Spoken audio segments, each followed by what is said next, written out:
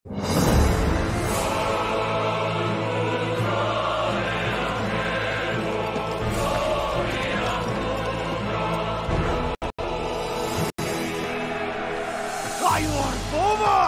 Take the lead! For Morderon! For the Alliance!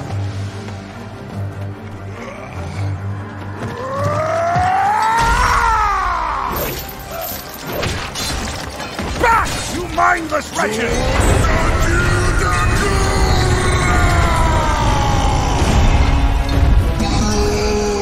Fight on, brothers!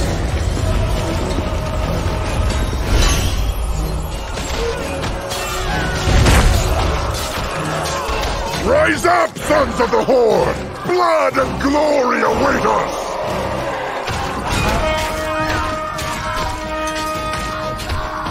Lontargar! For the Horde! I was wondering if you'd show up. I couldn't let the Alliance have all the fun today.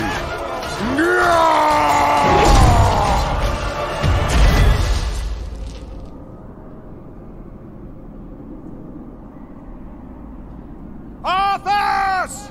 The blood of your father! Of your people! Demands justice! Come forth, coward! And answer for your crimes!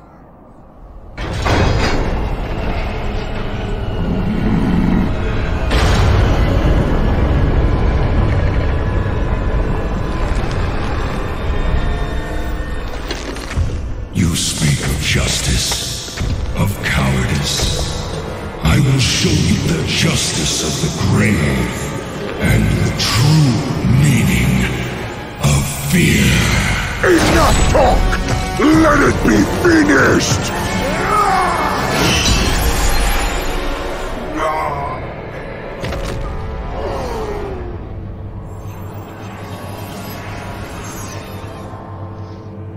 You will pay for all the lives you've stolen, traitor! Boldly stated, but there is nothing you can... What? Did you think we had forgotten? Did you think we had forgiven? Behold now the terrible vengeance of the Forsaken! Sylvanas. Death to the Scourge! And death to the living!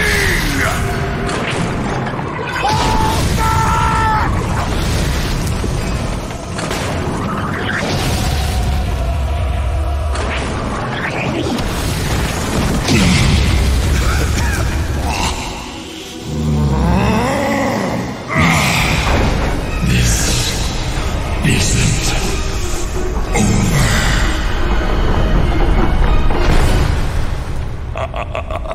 Now, all can see. This is the hour of the Forsaken. We're finished. No escape for any of us.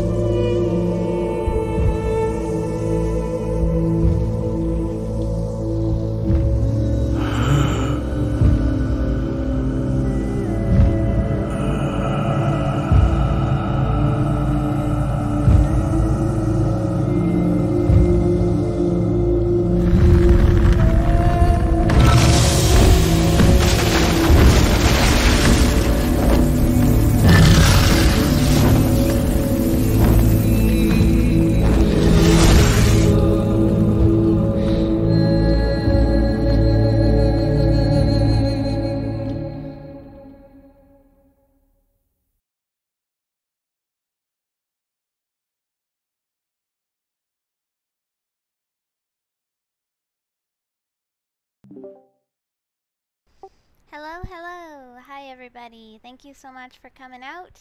And welcome, friends of the Gremmels. So this is going to be, what is this? Our third podcast stream. Unfortunately, we missed the last stream. It was 2 weeks ago. It was going to be on the, was it the 2nd or the 3rd? Yeah, the 2nd of May. Vaski had a power outage, so that kind of got postponed to now. So today's stream we're going to be doing the Harbingers series, which is a series of short animations about Gul'dan, Khadgar, and Illidan. And we're also going to be talking about the Lich King and Bolvar to start. So if you're new here, thank you so much for coming out. My name is Shirviu. We've got Lhok here. We've got Vaski. Not present right now, we have Rin, Wiki, and No Heals, who are also working on our channel, Shinies and Luckydos. And we try to do this podcast like every 2 weeks at 8 p.m. Central, so every second Wednesday.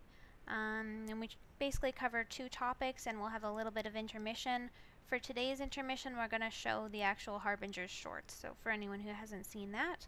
And then our next stream is going to be on May 30th. So, yeah, did you guys want to introduce yourselves? Did you want to start, Vaski? Absolutely. Hi guys, how are you doing today? So I'm a resto shaman on the realm Illidan, and I collect a lot of things, and I love mini pets, and of course I have a mini pet of my own, Oolong, here. He's here to welcome you guys to the stream and wiggling everywhere. Oh my god, he's so cute. Okay, Lag, did you want to go? Hey, yeah, I'm Lhok. I currently main a resto shaman on the Grand by the name of Waffles, and I am also leveling up another resto shaman on Khadgar, known as Wolfless. I also play a hunter by the name of Lhok on Frostmourne. And I'm Shirviu, Shirv for short. I actually don't play a character called Shirviu though. My main is called Kagome. She's a human warlock on the Moonrunner server. I have a bunch of characters at max level, but I don't really play current content that much, but just super invested in the lore and things. So yeah, that's us. So first topic we wanted to discuss today is the Lich King himself, Bolvar Fordragon. So we started out with the Wrathgate cinematic. I know that generates a lot of feels for a lot of people. I can't really watch it without crying when the dragons come out and that like sappy music starts playing. I'm like, oh my god. But yeah, I think Vaski, you mentioned how you wanted to bring up, actually back when this whole Wrathgate situation first happened back in Wrath of the Lich King, there was kind of a little Easter egg with that, right? I think actually, Lhok, you're one of the people who was able to do this. For those who completed the Scepter of the Shifting Sands questline, I believe, if you had done that whole Draconic for Dummies thingy thing with that book in Blackwing Lair, you could understand Draconic. Correct. Yes. And when that was used, a lot of people came up to Alexstrasza and noticed that she was using Draconic, and they're like, oh, why can't I understand this? So, and one of the quotes she said, they must not discover the fate of the young paladin, not yet. Yeah, I was one of the people who could actually understand that, and when I started speaking about it, it's just like, oh, did you see or did you hear what Alexstrasza said? And they're like, no, it was all Draconic. I'm like, oh, well, she said something about the paladin. And they're like, how did you know that? I'm like, I actually don't know, but I could understand what she was saying. So it turns out there was just a handful of players who were able to read this, and I think they could read all Draconic, across the game. People say it's a bug. I'm not entirely sure how that would entirely be a bug, because the entire, there was a whole part of the quest chain which involved, a manual of Draconic, and it just seems weird to me that they would randomly give you the ability to speak Draconic and then never notice it until now. Do you think it was a bug, Lhok? I kind of hope it wasn't, because it'd be pretty cool if it was deliberately put in the game for people who had actually done the Shifting Sands questline. So I'm gonna say no, it's not a bug, because I want it to be a real thing. I totally agree with you too. I don't think it was a bug, because why have something like, for instance, Draconic for Dummies to still continue linger in the game, have Draconic happen, and have a little Easter egg like that? Blizzard's great for doing those kind of things, and they've been doing it for years. And I really don't think that is a bug. We got some people in the chat here. Bolvar is no more, only the Lich King exists. I mean, why is Alexstrasza saying they must not discover the fate of the young paladin? Well, at that point, like, we're kind of, back it up a bit. We're talking about the Wrathgate, right? So Bolvar's not even the Lich King yet. Like, the Lich, like, hold on. But, like, talking about Bolvar a bit, right? Because obviously his soul goes on to contribute to whatever the Lich King is in some capacity. But why do you think it is, though, that they put that in the game like that? Why is Alexstrasza saying they must not discover the fate of the young paladin? Do you think she's talking about Arthas? She's probably talking about Bolvar, right? Like, there's no special fate of Arthas, I don't think, that we would have known about. Yeah, I remember when I went back there to her to pick up Sorfang Jr.'s axe and to do the continuing of the quest lines there. And she said that, and I was just like, wait, did Bolvar survive? Because when I first sat down and watched that cinematic, and then you'd go on to do the invasion of the Undercity, I was just like, wait, what happened to Bolvar? Like, he's not there. Sorfang's not there. Like, where are their bodies? Like, what's going on? And then when you hear Alexstrasza say that, I'm like, oh, whoa. Like, what's going on with Bolvar? Like, I immediately thought it was Bolvar, not Arthas. So, and then when he comes back as the Lich King, I'm like, what? And I got all emotional and distressed. Right? I know, I was the same exact way. Now, what I think of it with the whole entire quote of saying that we must not know, not yet at least, I feel that, like, there's this small harboring of guilt in the whole entire act of doing so as well for what happened. That's my opinion on it. I feel like it was almost semi-intentional too. I think that says, yep, Jared. I agree with you as well too with the deliberateness of it.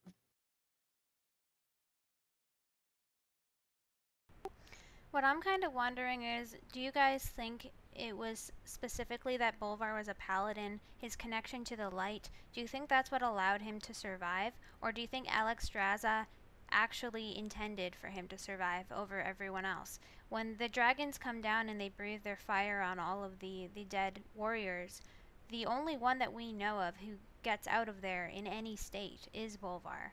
And there's questions, is that the work of Yogg-Saron? Is that Bolvar himself just being a badass? Is that Alexstrasza? What did you guys think? I think it was because when Alexstrasza's, this is going to sound incredibly morbid, but when Alexstrasza's flame actually like started searing everything away, I think Bolvar wasn't actually completely dead. And that's why he was spared, if you will. And do you think this is a miracle of the light? Or do you think him being spared would be a more old god thing, or somehow in Alexstrasza's power? I would have to say it's probably more to do with the light. Yeah, because he was like the last one to go down, like the last one to fall. So yeah, I would think that it was like the light, because unless Yogg was like that, like forward thinking to say, yep, I want him, I can't help but think it was the light. Well, it's interesting too, because Tyrion is the one who initially wants to take over the role of the Lich King, and we know that the Lich King likes to choose paladins, right? The champions of the Lich King tends to be paladins. We had Arthas. Of course, Ner'zhul wasn't, but it's probably not a coincidence that next he chooses Bolvar. And I find it interesting that Bolvar takes the place of Tyrion, considering Bolvar also had a connection to the light. Now, if it was the light that saved Bolvar, do you think the light would have intended this purpose? Like, why would the light save him only for him to go on and then take over as the Lich King? I'm actually not entirely sure that it would have been. I mean, yeah, there is a chance that he just haphazardly survived because his strength in the light is so strong, because he got help from Alexstrasza, because he just overcame it. But I mean, he made his way immediately after all of that, after being some like molten corpse. He makes his way up to Icecrown Citadel after us to take that role. I find it hard to believe that you know, it's just not a convincing story to me if Yogg wasn't involved in that in some way. Like whether Yogg influenced maybe after he woke up for him to you know, told him to where to go and what to do. I'm not sure. I just get the impression that for some reason it's beneficial to the Lich King that Bolvar took over instead of Tyrion.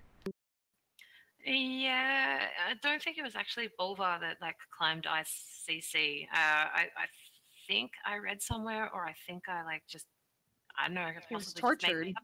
Yeah, he was taken by Arthas after that whole thing happened, and then chained to the pillars of Icecrown and tortured.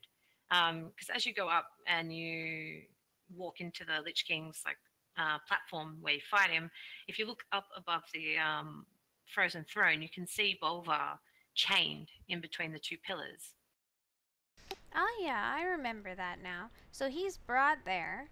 And do you think he just basically wanted to make a final paladin, you know, righteous sacrifice of putting his own life in that role instead of Tyrion's? Because Tyrion, you know, just like he said, he had, you know, so much time to go on. He could still continue to be a hero, whereas in that state, Bolvar really had nowhere to go.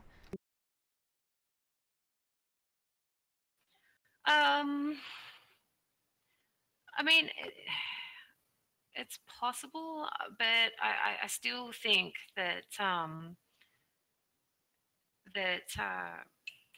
Bolvar like basically felt like he had no other choice. Like he was going to be damned no matter what. And I guess he sort of was just like, yeah, one final sacrifice. Don't do it, Tyrion. I'll be the jailer of the damned. Because Tyrion had so much more to live for and all that sort of stuff. But I can't help but think that Bolvar might have been just a tad bit salty at like his predicament. I know I sound absolutely horrible, but yeah. Really? Or do you think with that inherent taking the Lifebinder's flames and how it all went down, do you think like he had a consciousness of how he could withstand and control the Scourge and even beat off Ner'zhul? Yeah, Patrick Rose in the comments says that Bolvar specifically says this last act of service, and then he believes that he was still thinking like a paladin. So yeah, I guess, yeah, self-sacrifice. I mean, that's the hallmark of a paladin. So well, the thing is, I felt like he's always been self-sacrificing. When, like, for instance, Varian went missing, he took over the role as commander for Stormwind and was a mentor to Anduin. He went with the Third War. I mean, he's always kind of been this kind of role model and taking on the seat of what needs to be done. So I feel like that's his character, is that he's going to take this role. It's almost like predestiny, I guess, if you want to call it that. True, but like I'm gonna just sound like I'm ragging on Bolvar the entire time. One thing that was a hallmark of Bolvar was that he was easily manipulated. Like when we're speaking of Bolvar, Anixia, for example, was able to actually confuse and like control him while he was the regent, Lord of Stormwind, like you mentioned. So thinking back, like Yogg might have known about that.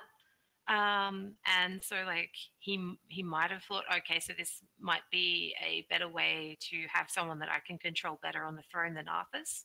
I don't know. What do you guys think?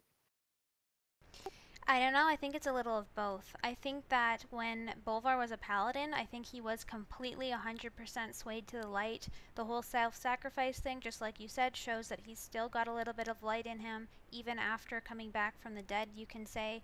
But I think that brush with death and how he's like this molten, weird form, kind of, we don't know how that affects his actual, like, being immortal. You know what I mean? Like, he's not flesh anymore. He's not does undead though age? either. He's Like, nor death. He's like in between. He's in this weird gray area. he's like carbon. He's like people keep saying you might have heard this about the Lich King and diamond ice and diamonds in the Lich King. And if he's kind of like been smoldered, is he going to somehow turn into some diamond king? People have been saying. with the whole King of Diamonds being Magni, well, could it be the Lich King? I just find it fascinating, like, what state is his body even in? Like, we've never seen anybody come back to life from Dragonfire before in that way, and sure, we don't really know to what extent he died, but in that cinematic, his face, like, goes, like, sunken in, like, I'm saying like a lot. Sorry about that. But I don't know. I'm just getting the impression it's almost like he's got the half perspective of the light and half perspective maybe of something a bit darker. Yeah, so like this medium gray area, like, so not completely light, not completely void. I mean, if you wanted to go in those kind of senses, or on death. I mean, he is in this very weird gray area, and he even states it himself that he's like, he doesn't have a side for both of it. It's in this limbo state. And I find that very interesting because that's grounds for a lot of things to happen in between, or what's in that in between state of limbo. How many characters are truly there?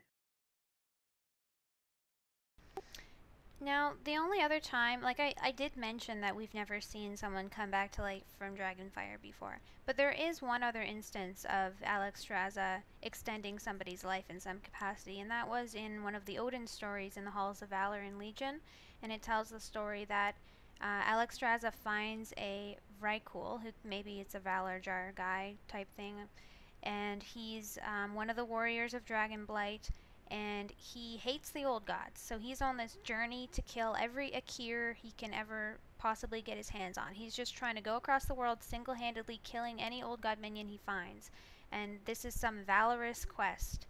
And he kind of fails. Like, he's running out of food, he's in the desert somewhere, he's like, I don't know, he falls down and he can't get up, and he's like, I'm gonna die here. And for some reason Alexstrasza comes along and is like, oh, you're doing good things, I like you. And she opens her veins and pours her own blood into his blood and extends his life and heals him. Isn't that just so random? Like, okay, so Alexstrasza just has the power to kind of extend people's life.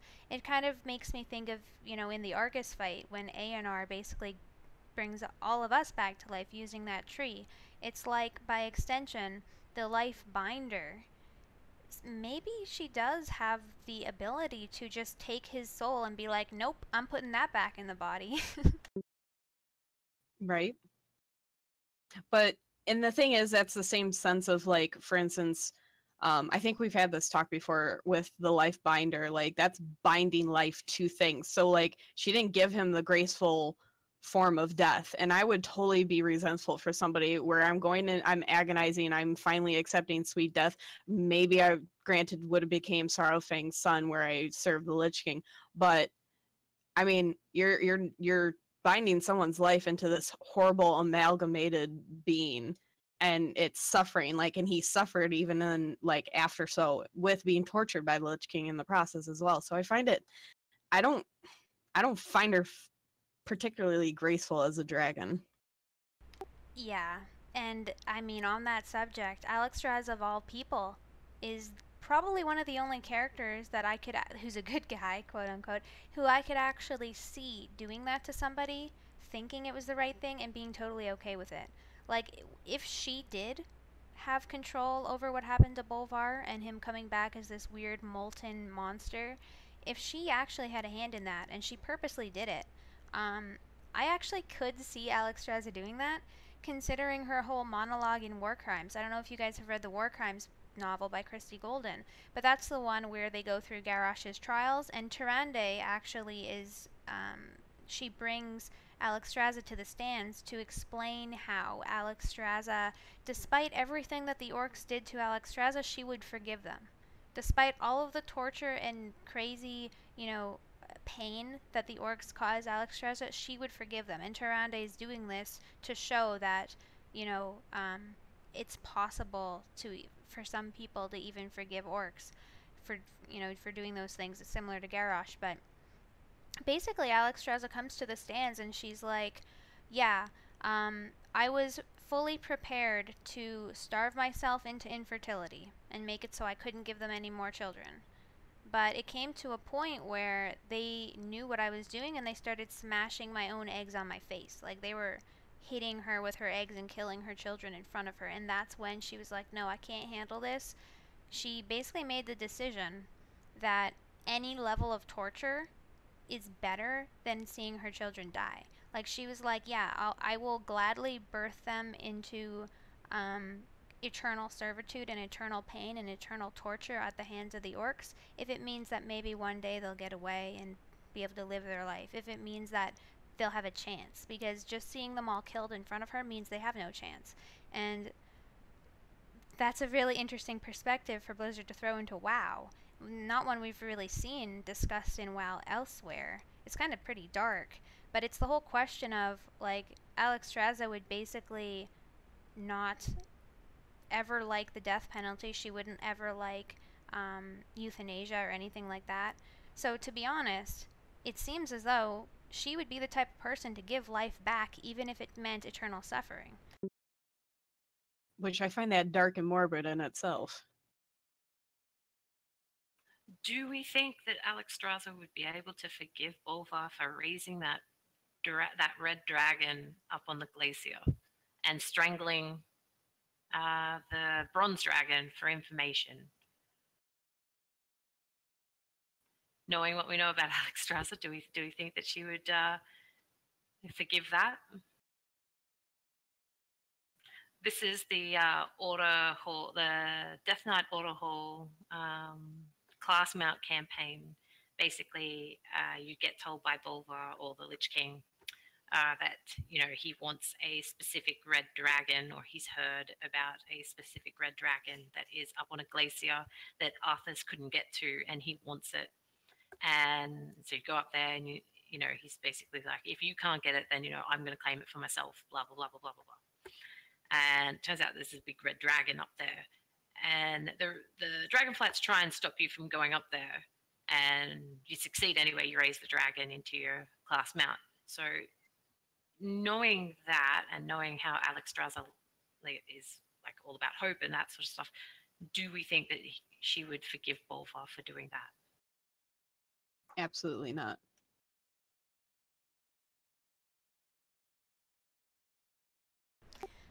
I mean, she didn't even forgive Malygos for his own decisions. Honestly, I feel like this is an unpopular opinion, and an only opinion, maybe, but when you see her in the eye in that fight against Malygos, and she comes at the end and she's like, I don't disagree with your morals or your principles here, but I can't stand for this monumental loss of life. Sorry, brother. And then, you know, we kill him.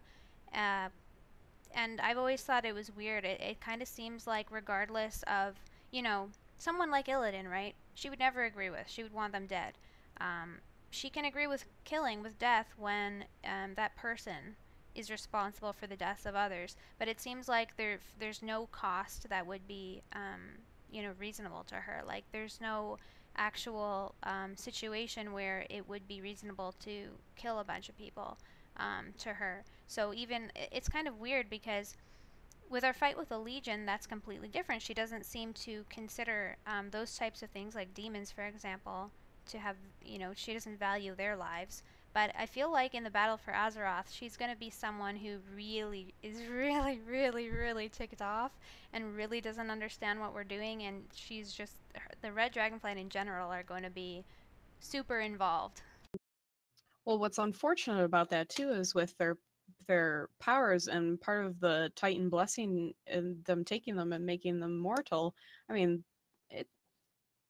this expansion, we can possibly see the end of all dragons, and dragonflights being the end all, which honestly is kind of sad. Even as much as I don't really care for Alexstrasza, I think she's a gorgeous character, well designed, but boy, is it going to be something of, if it goes down between the Ebon Blade and with the Lich King and everything and the resentments, if that comes to fruition, it's going to be a atrocity.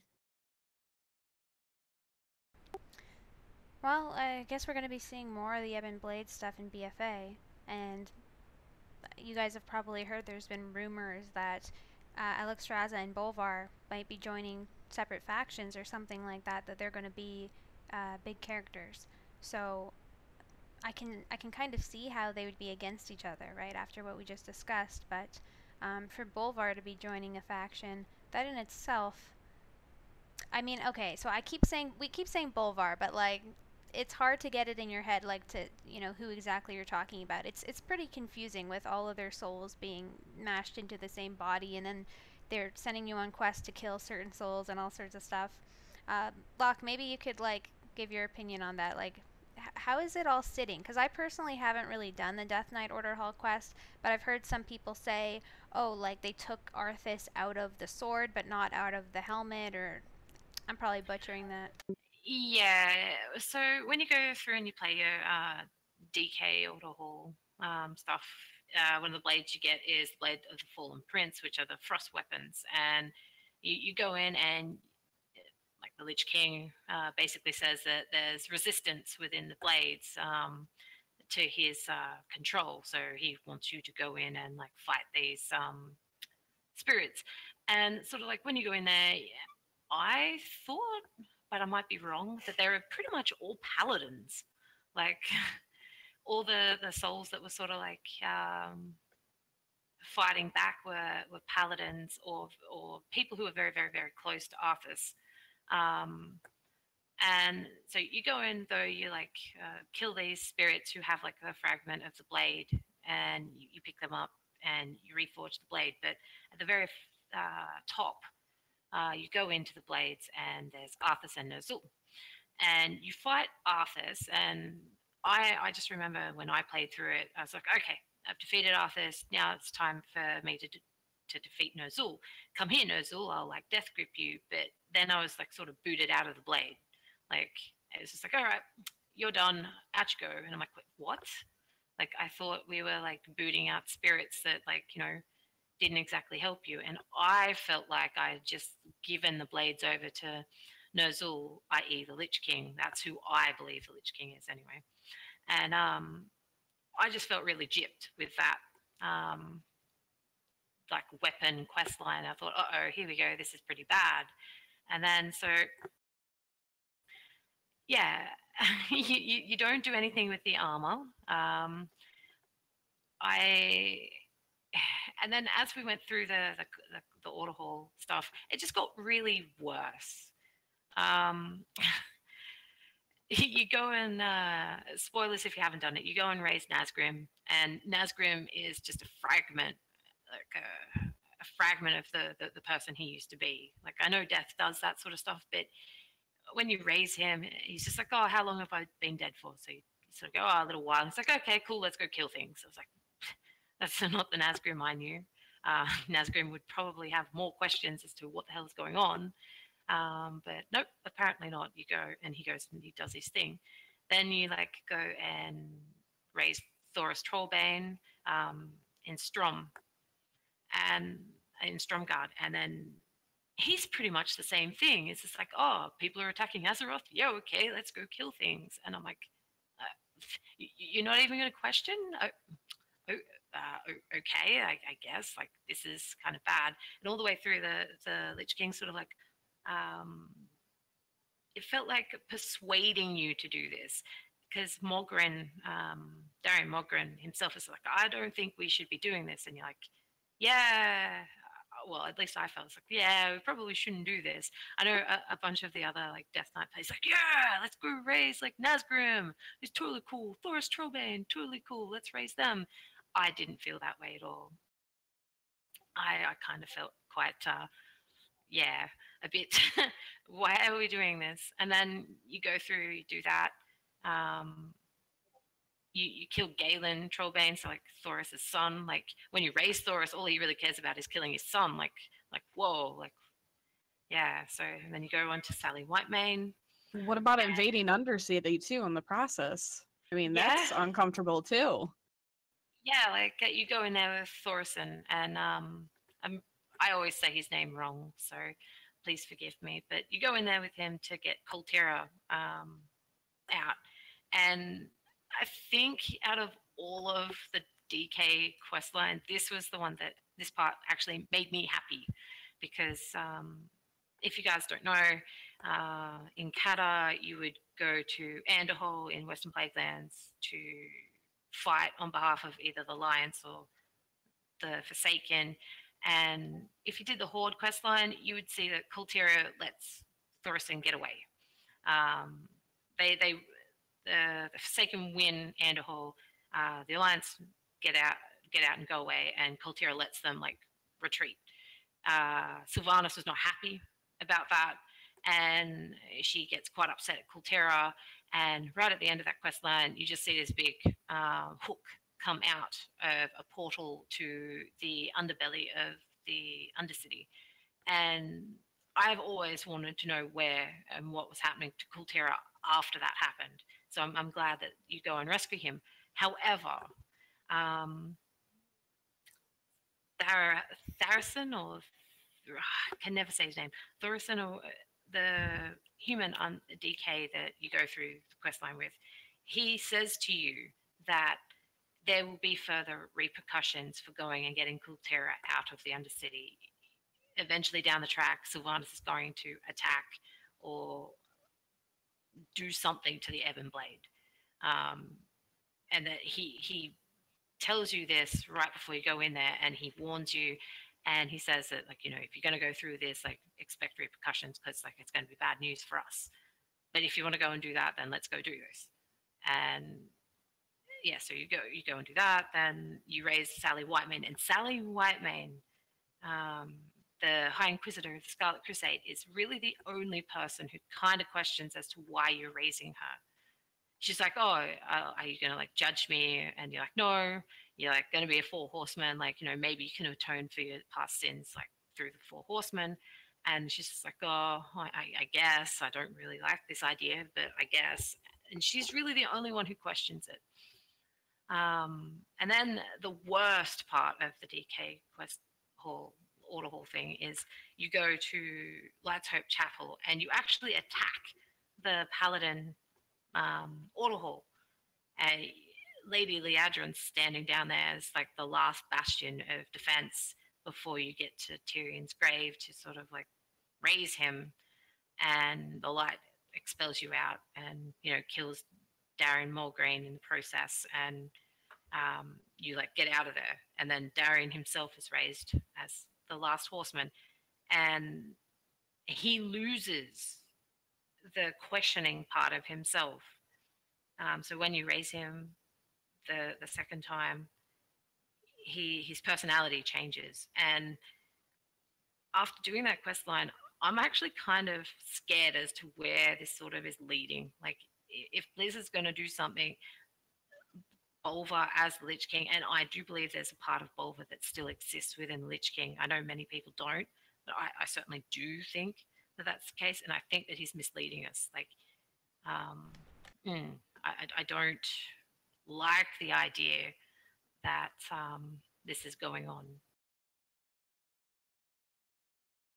And then that someone such as Bolvar himself, because we know his character from previous times, is allowing this to come to fruition. Like, his whole entire motive for putting on that crown was to control the Scourge, not build the Scourge. Yeah, and that's the thing. Like, I think Bolvar, like many people have said in chat and other places, that Bolvar started this as like a last act of servitude. Like, he thought he was going to be doing the right thing. He's going to like take the reins of the Scourge, so like no one would have to fight them. That's why he says, like, tell them Lich King's dead and Bolvar Fordragon died with him, and all that sort of stuff. Like, and to leave this place and never return. That sort of stuff when you defeat Arthas at the top of ICC.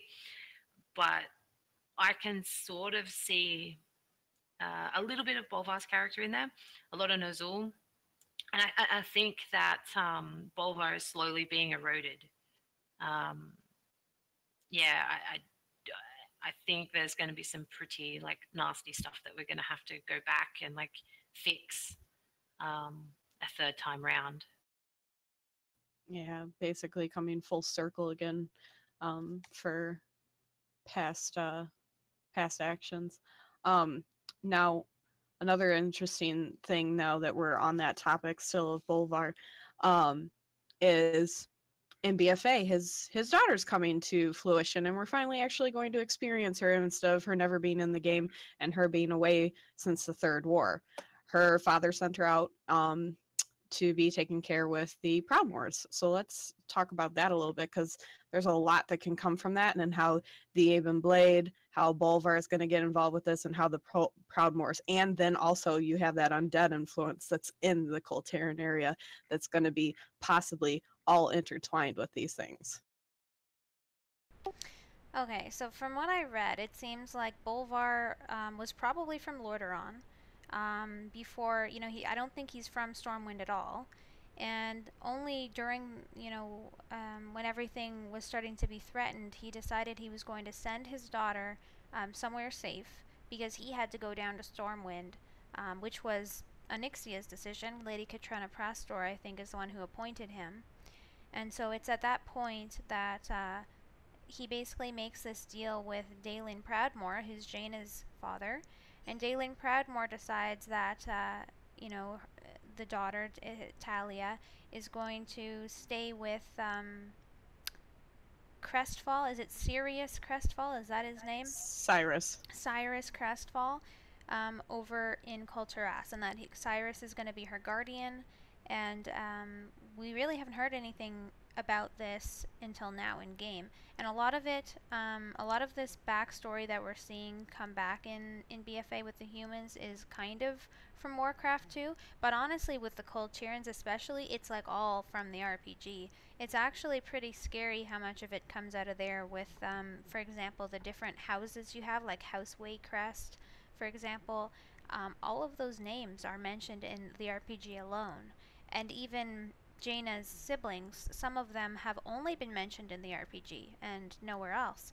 Then we see in game, it specifically says like, oh, you thought I wasn't canon? Right, there's some little joke there.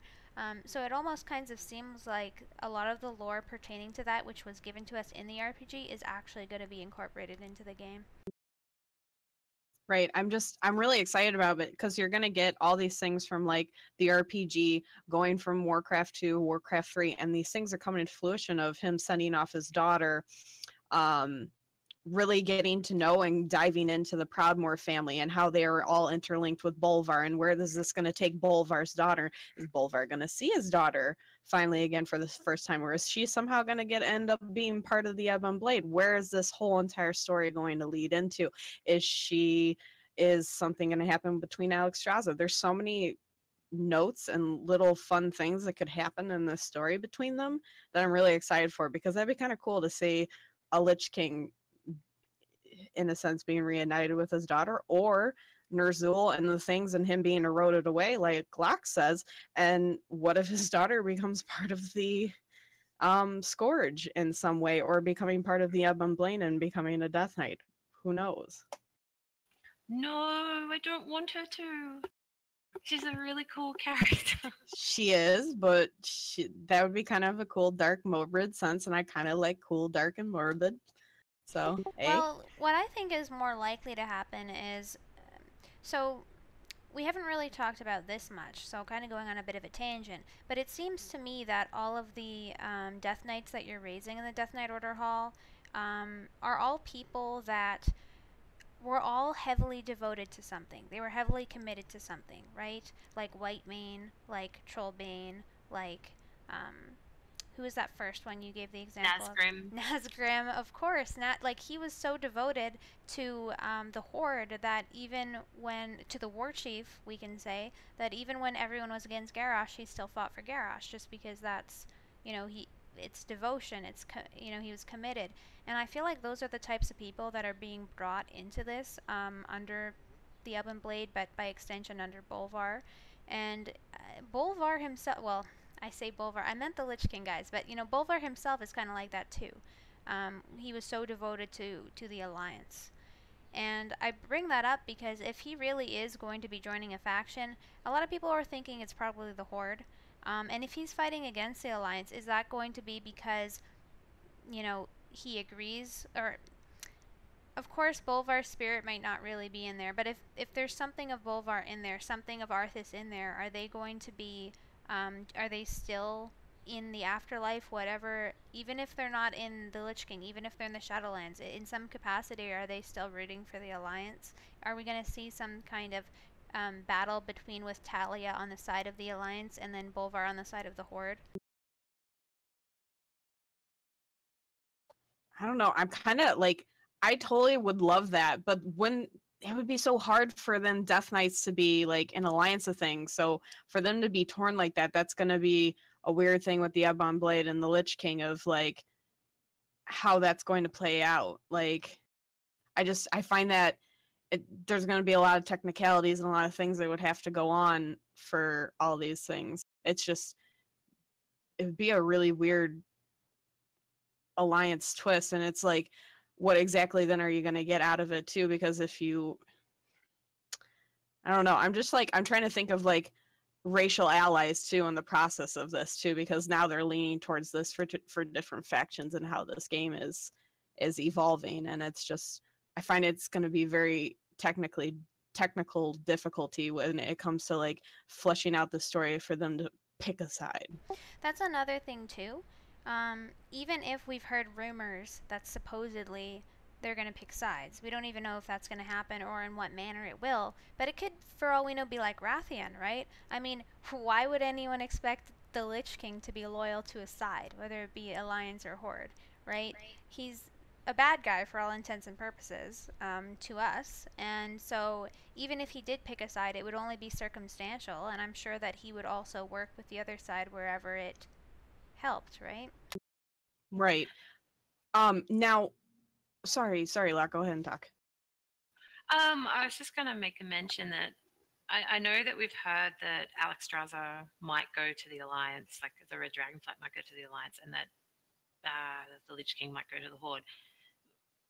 I think that the Death Knights would have to actually like split their faction, because I honest don't think that Sylvanas would ever forgive the slight of having Kultera broken out of the Undercity. And I think that's something that they put in there specifically to sort of like show, one, they wanted to clean up that quest line, that story where Kultera was in the Undercity.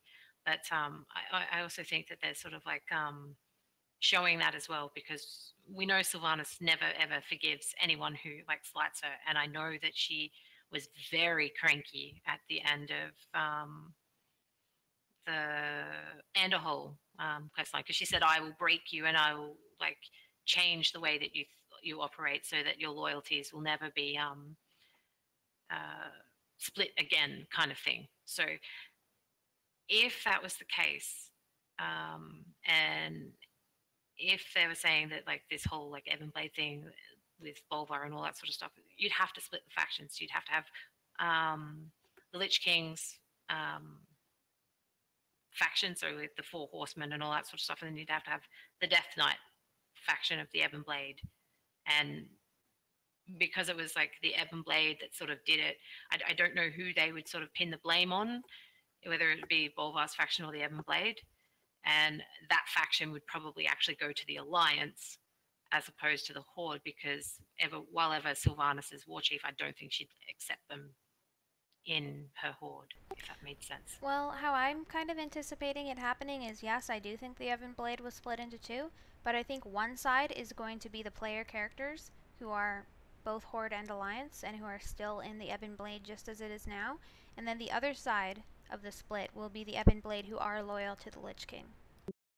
See, now where I can see this working and not going to either Alliance or Horde, but your character as a whole picking the side of Ebon Blade and picking the side of Alexstrasza, kind of like how you did with Scryers and Eldor and all these other things, just to keep that you still see them within possibly the Horde or Alliance and any faction picking them, but making that distinct switch of things and still being able to have that kind of sparse separation of the two, and really seeing things going downhill between the two factions, if you will.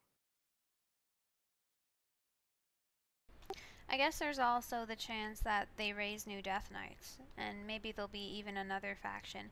When you think about it, there's, in terms of classes classes in the game tend to be scattered across all sorts of different organizations, and it's pretty weird how, I mean, it makes sense, but the Death Knights specifically are their own little thing, and nobody's really done it much outside of the Ebon Blade. There hasn't been a lot of splitting off and going and doing your own thing. So I wouldn't be surprised if, just like was hinted at in the last BFA interview, Ian was saying, oh, well, none of the allied races will get hero classes. And Lore chimes in and he says, oh, well, yeah, of course they don't. I mean, the Death Knights were all created back in Wrath. In order for us to have new Death Knights for new allied races, we'd have to raise some more Death Knights. And Ian is like, exactly. Yeah. Sounds gross. You don't need more of that. Yeah, I just read the comments section and Caesar has put up, it's like, I think he'll unleash a new Scourge, like an evolved one. So do we think that Bolvar / the Lich King is going to come back with like even more like highly evolved undead, possibly like to stave off the blight attacks that Sylvanas has done in the past? Yes. Good Lord, I hope not. Right? I'm sure we're going to see more highly evolved undead. Who knows what the Lich King's been doing this whole time. I mean, the last time he went, I mean, he's not been completely silent. Of course that the Death Knights have a little bit of idea of what he's been up to, but I'm sure that's not all of it. The last time he went silent was during BC, and basically what happened was he was pretty much ready at the end of Vanilla with Naxxramas. I'm pretty sure how the story goes is he was ready to, you know, launch an attack. And then everything started happening with the Dark Portal, and so he decided he was just going to bide his time and let us get weakened or let us deal with whatever thing in Outland, and he would just continue empowering himself, and as soon as he got a good opportunity, that's when he decided to strike. And I feel like, you know, he's very strategic. It's the same with Ajara. Like, they know what they're doing. They're not just going to strike at a bad time when we're all at our best, when we're all allied, for example, with the Legion. So obviously, why would he attack next X-Pack and not now? Well, he's waiting for a good time when we're all fighting each other. And the thing is, we already are seeing evolved Scourge and how they're this expansion in the whole entire Order Hall with the Death Knights has been nothing but evolving themselves to wield more powerful weapons, to get more powerful undead, to get more Scourge, to bolster their ranks. Like, it's evolving in front of our eyes in this Legion expansion. So it's going to be interesting with this next one. And who knows what is the Even Blade and the Death Knight's going to do with the rites and all of the undeath and the witching stuff. That all can correlate into Kul Tiras and what's going on over there. How are they going to evolve with that? Because that's a tool that they can possibly get a hold of as well. Yeah, I'd actually forgotten about the Drust and their death magic. Yeah. That's a whole nother ballpark that Ner'zhul can get a hold of, and how the new Lich King can bolster their Scourge and possibly evolve their Scourge with using that. And that technically doesn't even have to be an undeath thing, because they're making it out of wicker and sticks and entrails. So I mean, this can take a whole new level of what we could consider what is Scourge.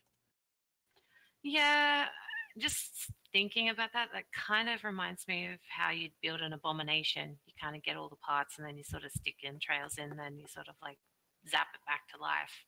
Whereas with like the Drust, you kind of get entrails, you get some magic, and you get some sticks, and you kind of zap it back to life. Right? It's creepy, but it's beautiful at the same time. I'm so excited about it. I don't know if I'm excited about it. I tried to play through Drust in the alpha and the beta, and I kept getting too scared, so I haven't actually went through it all too far into it. Now, guys, I just remembered something. I should have researched this before. I think I did, but I didn't write it down or something. But I remember hearing somewhere, and maybe you guys can help me in the chat too, but wasn't there some big deal about the only way... This was before Wrath. So old lore. But in old lore, wasn't there something about the only way to kill the Lich King was to kill him where he was created? And everyone was like, oh, that's like Icecrown Citadel. But then obviously with the information that we got later and what happened with him specifically being like thrown off of a ship or in the Nether and then landing on Azeroth, how did you guys exactly interpret that? Or do you know what I'm talking about at all? Like, I remember there was a certain quote, like, the only way to kill the Lich King is to kill him where he was created. Yes, I do remember that. And I do know the story that you're talking about with Ner'zhul coming through a portal and then killed Jaden, catching him and then basically binding his soul to some diamond hard ice from the Nether and then throwing it down, and it found its way in, like it landed in Northrend and caused a massive like snowstorm thing and became quite cold, and he sat up there for ages. That's right, he was bound to armor. His soul was put into armor that he had the Nathrezim craft, this Kil'jaeden, putting Ner'zhul into the armor that the Nathrezim created and then threw him down into Azeroth. So maybe the Lich King's kind of like a demon in the sense that to actually finish him off, you kind of need to destroy the armor, possibly in the Twisting Nether. That's kind of what I was getting at, because when you think about those demons, when you kill them, their armor just falls to the ground, and the actual body is gone. It's sent back to the Nether, right? So I was kind of thinking if it's that kind of situation, he almost looks like somebody, like an ethereal, before he gets a body. And apparently his energy is like withering away. He needs to find a host, because otherwise what would have happened? Would he have just gone back to the Nether? Like, would he have dissipated into the Shadowlands? Like, what exactly do we think would have happened to him if he never did find a host or a champion? But the reason I bring it up is I'm not necessarily sure that the entire Lich King situation is demonic, but it's definitely otherworldly, and it's definitely of the Nether. And when everyone in game seems, I think it might have been Uther who made that jump, who made that assumption that, I'm not sure, but when the characters in game tell you, like, oh yeah, you have to kill the Lich King at his point of power in Icecrown, is that really true? Or is it something more than that? Because this isn't exactly where he was, like, you can argue that, where do you pinpoint his origination? Yeah, if I had to pinpoint it, I would say it's when his soul was ripped out and forged into the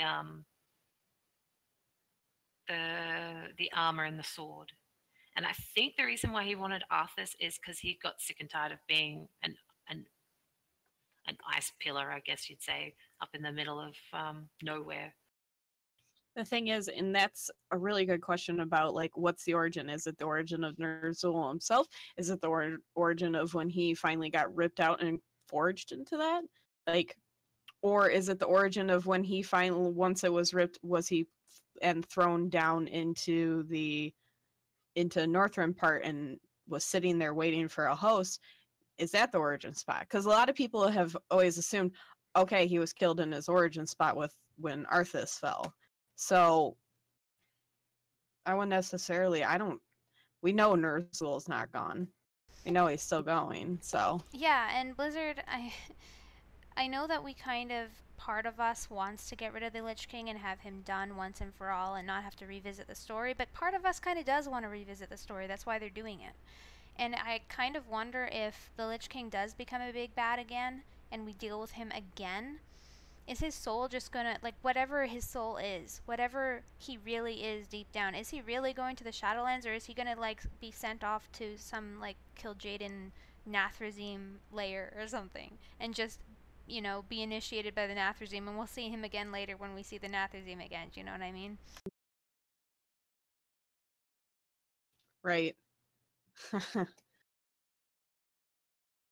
And the thing is like, if we've got to kill him in Origins and in another, that's like a whole entire feat in itself. And it's just like, so is it telling me if we rip the armor apart and do all this, is his soul just going to be like in limbo, like in the Shadowlands and the Nether?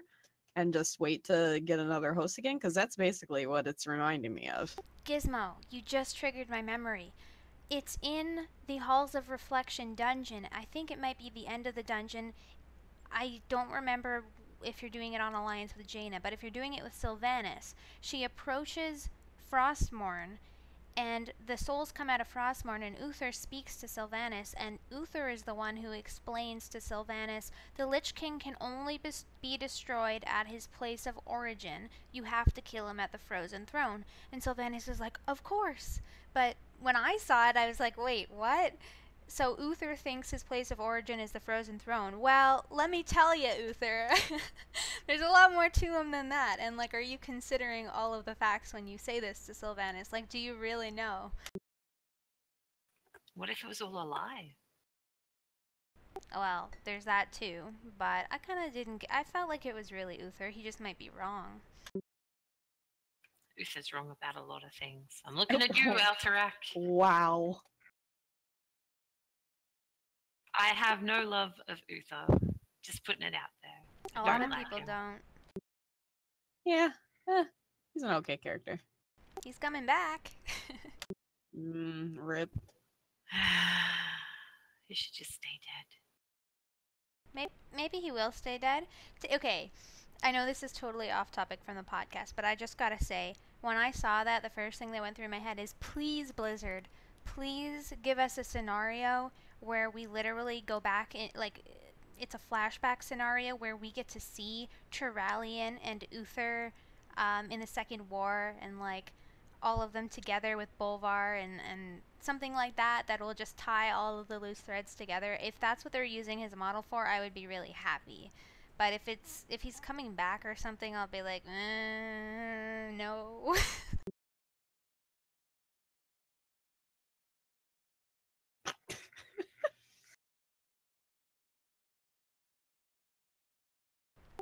Gizmo. Oh my god, you guys. Okay, Lhok, they all hate Uther too. Hey, I'm just saying that if you read his backstory, you would not be impressed with him either.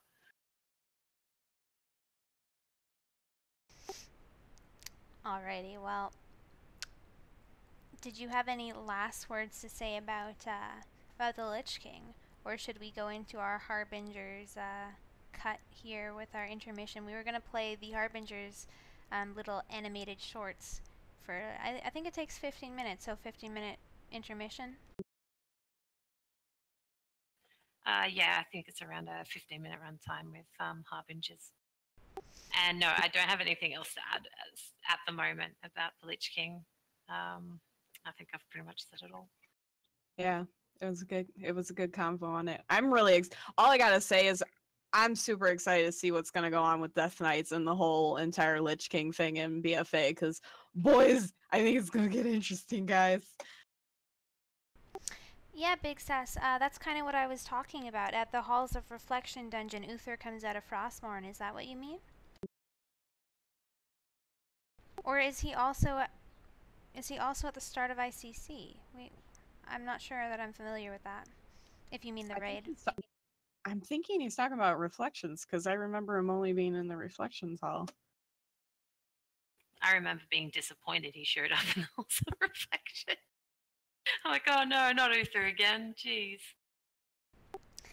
Alright, well, okay, well, let's do intermission. So we'll be back in like 15 minutes. Hopefully you guys haven't seen this because it's pretty cool. It's kind of interesting. There's going to be a bit about Khadgar, Illidan, and then Gul'dan. So see you in a bit.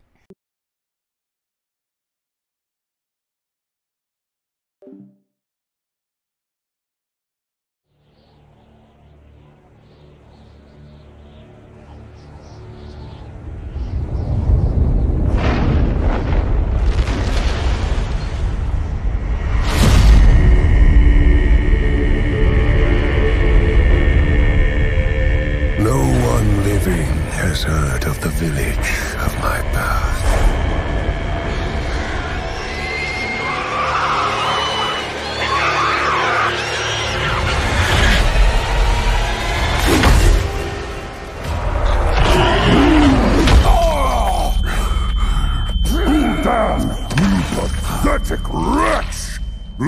you refused your place in this clan. Now, we rid ourselves of your filth once and for all. Get it over with. So, even now you test me! Enough! I have tried to help him find his place among us. I failed. Gul'dan, there's nothing more I can do for you. But no, I have always believed there is greatness within you. Seek out the throne of the elements. Perhaps there you will find your destiny. Begone, cripple! You are cast out.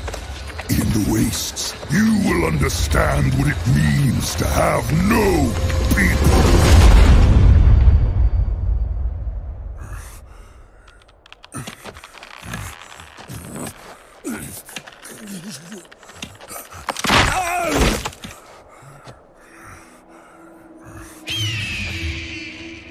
From childhood, my deformity made me a target for mockery and dismissal. I knew I was meant for more than the clan would ever allow of me, and I hated them for it. But after months, alone and starving, I began to consider that the safety and shelter of a clan might be better than endless suffering.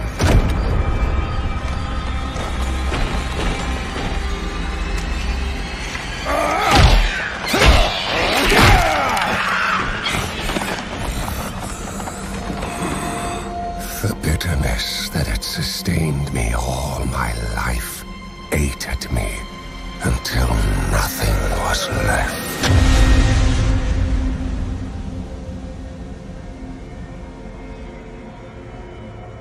In my weakness, the words of the old shaman pierced the cold. Seek out the throne of the elements.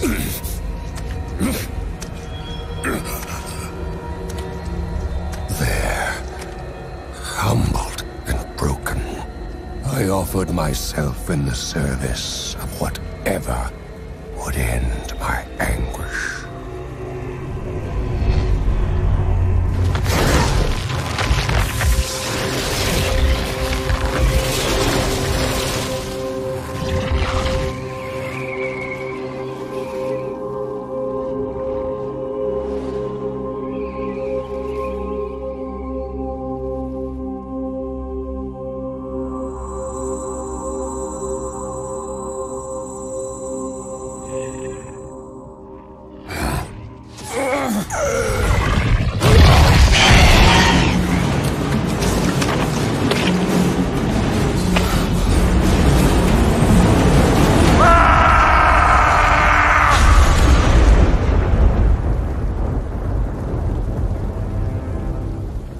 The elements abandoned me. But in their absence, other voices whispered.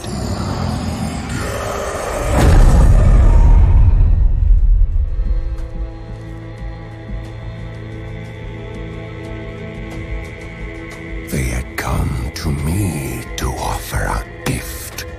In return, I would become the harbinger of their fury. Gul'dan.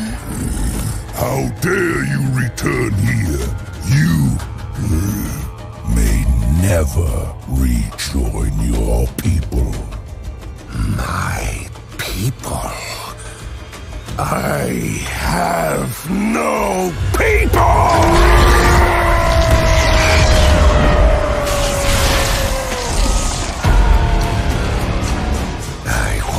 Never again grovel for a place in this world. Instead, I would forge a world that would grovel before me. Thank you. I found my destiny.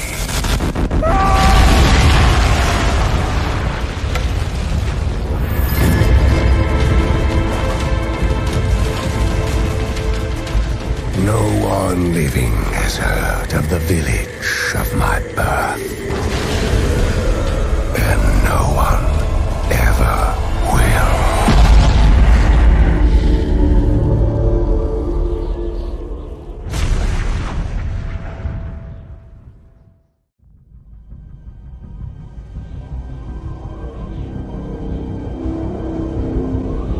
Once again, the Burning Legion has returned. Stronger, more determined than ever before, I venture to Karazhan on a mission of desperation.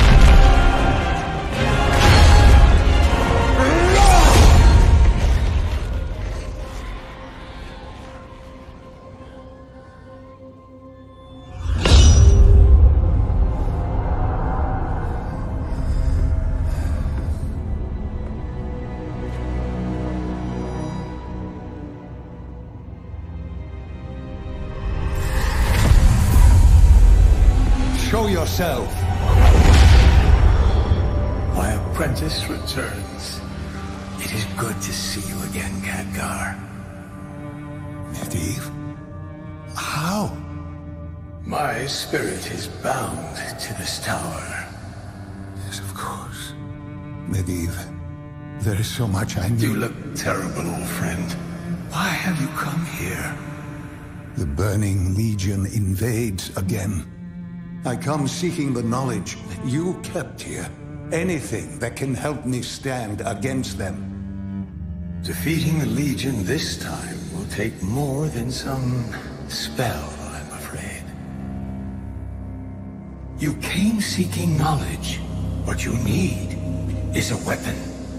I don't understand. You defeated me when I was consumed by fell madness, but you never took the next step toward your destiny. It is time Azeroth had a guardian once again. A guardian? After your failings, it was decided that none could resist the temptation of such power. No, we don't need a guardian, Medivh. Well, then, I ask again, why are you here? If not a guardian, if not you, then who can stop the approaching storm? If you cannot embrace your fate, then all you have accomplished, all you have sacrificed, will have been for nothing.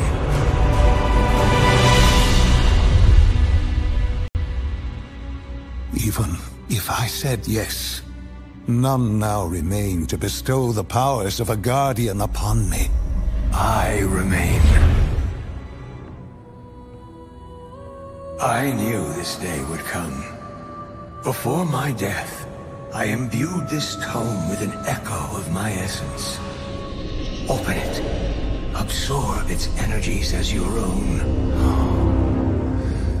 No, I cannot. I should not. The fate of Azeroth rests in your hands, Khadgar. Accept your desires. Show the Legion the true might of a guardian. Be honest with yourself, if not with me.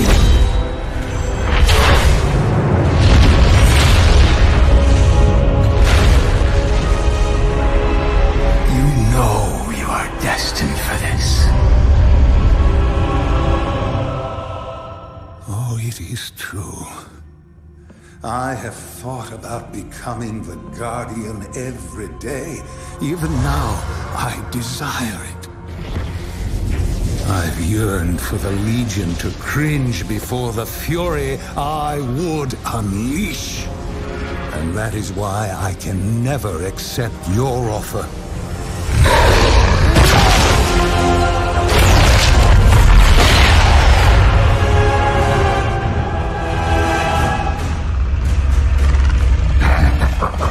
Your will is strong. My brethren were right. You would have served the Legion well. I will never be the Legion's pawn, and this tower will not be its den!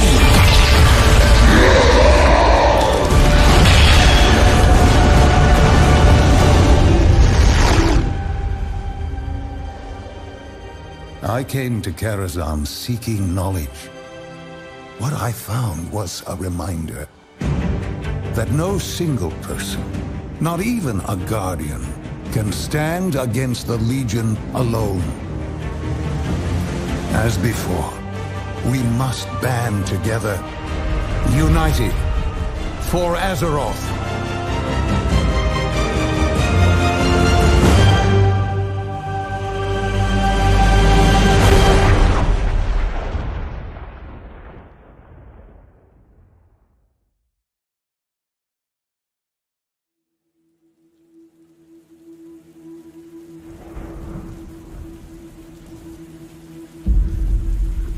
You were not prepared.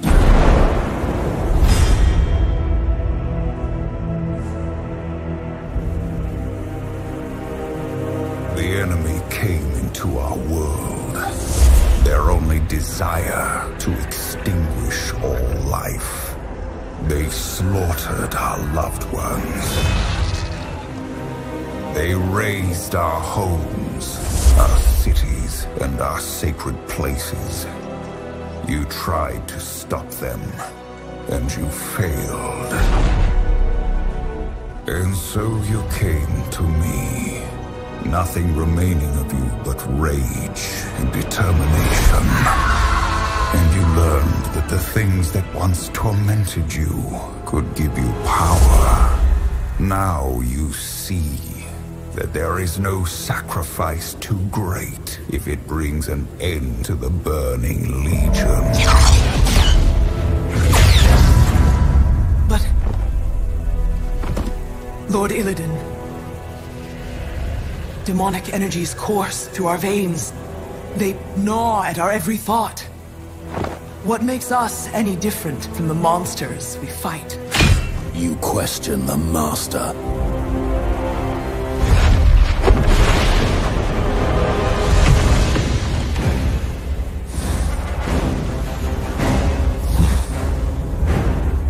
We will not sit idly like those on Azeroth, waiting to become the demon's prey.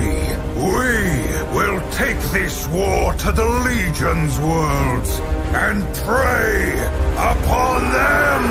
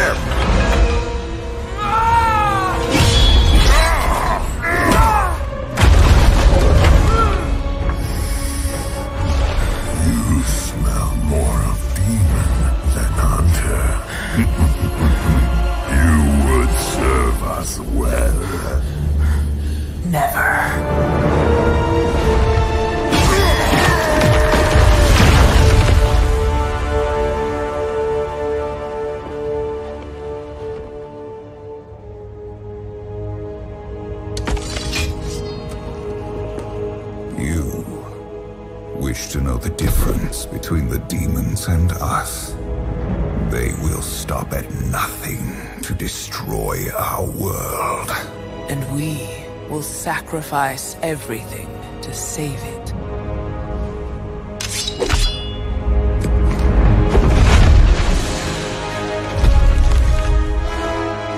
The Legion will know of this victory, and they will fear you, my Illidari. Now, you are prepared!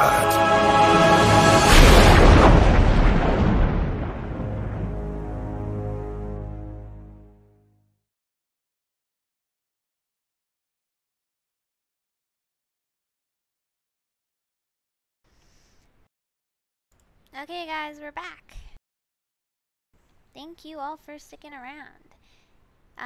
I think I fixed the Discord blip, so sorry about that. Should be better now. And yeah, what did you guys think of those three animations? They basically, I think they came out before Legion even came out. Is that right, you guys? Yes. Correct.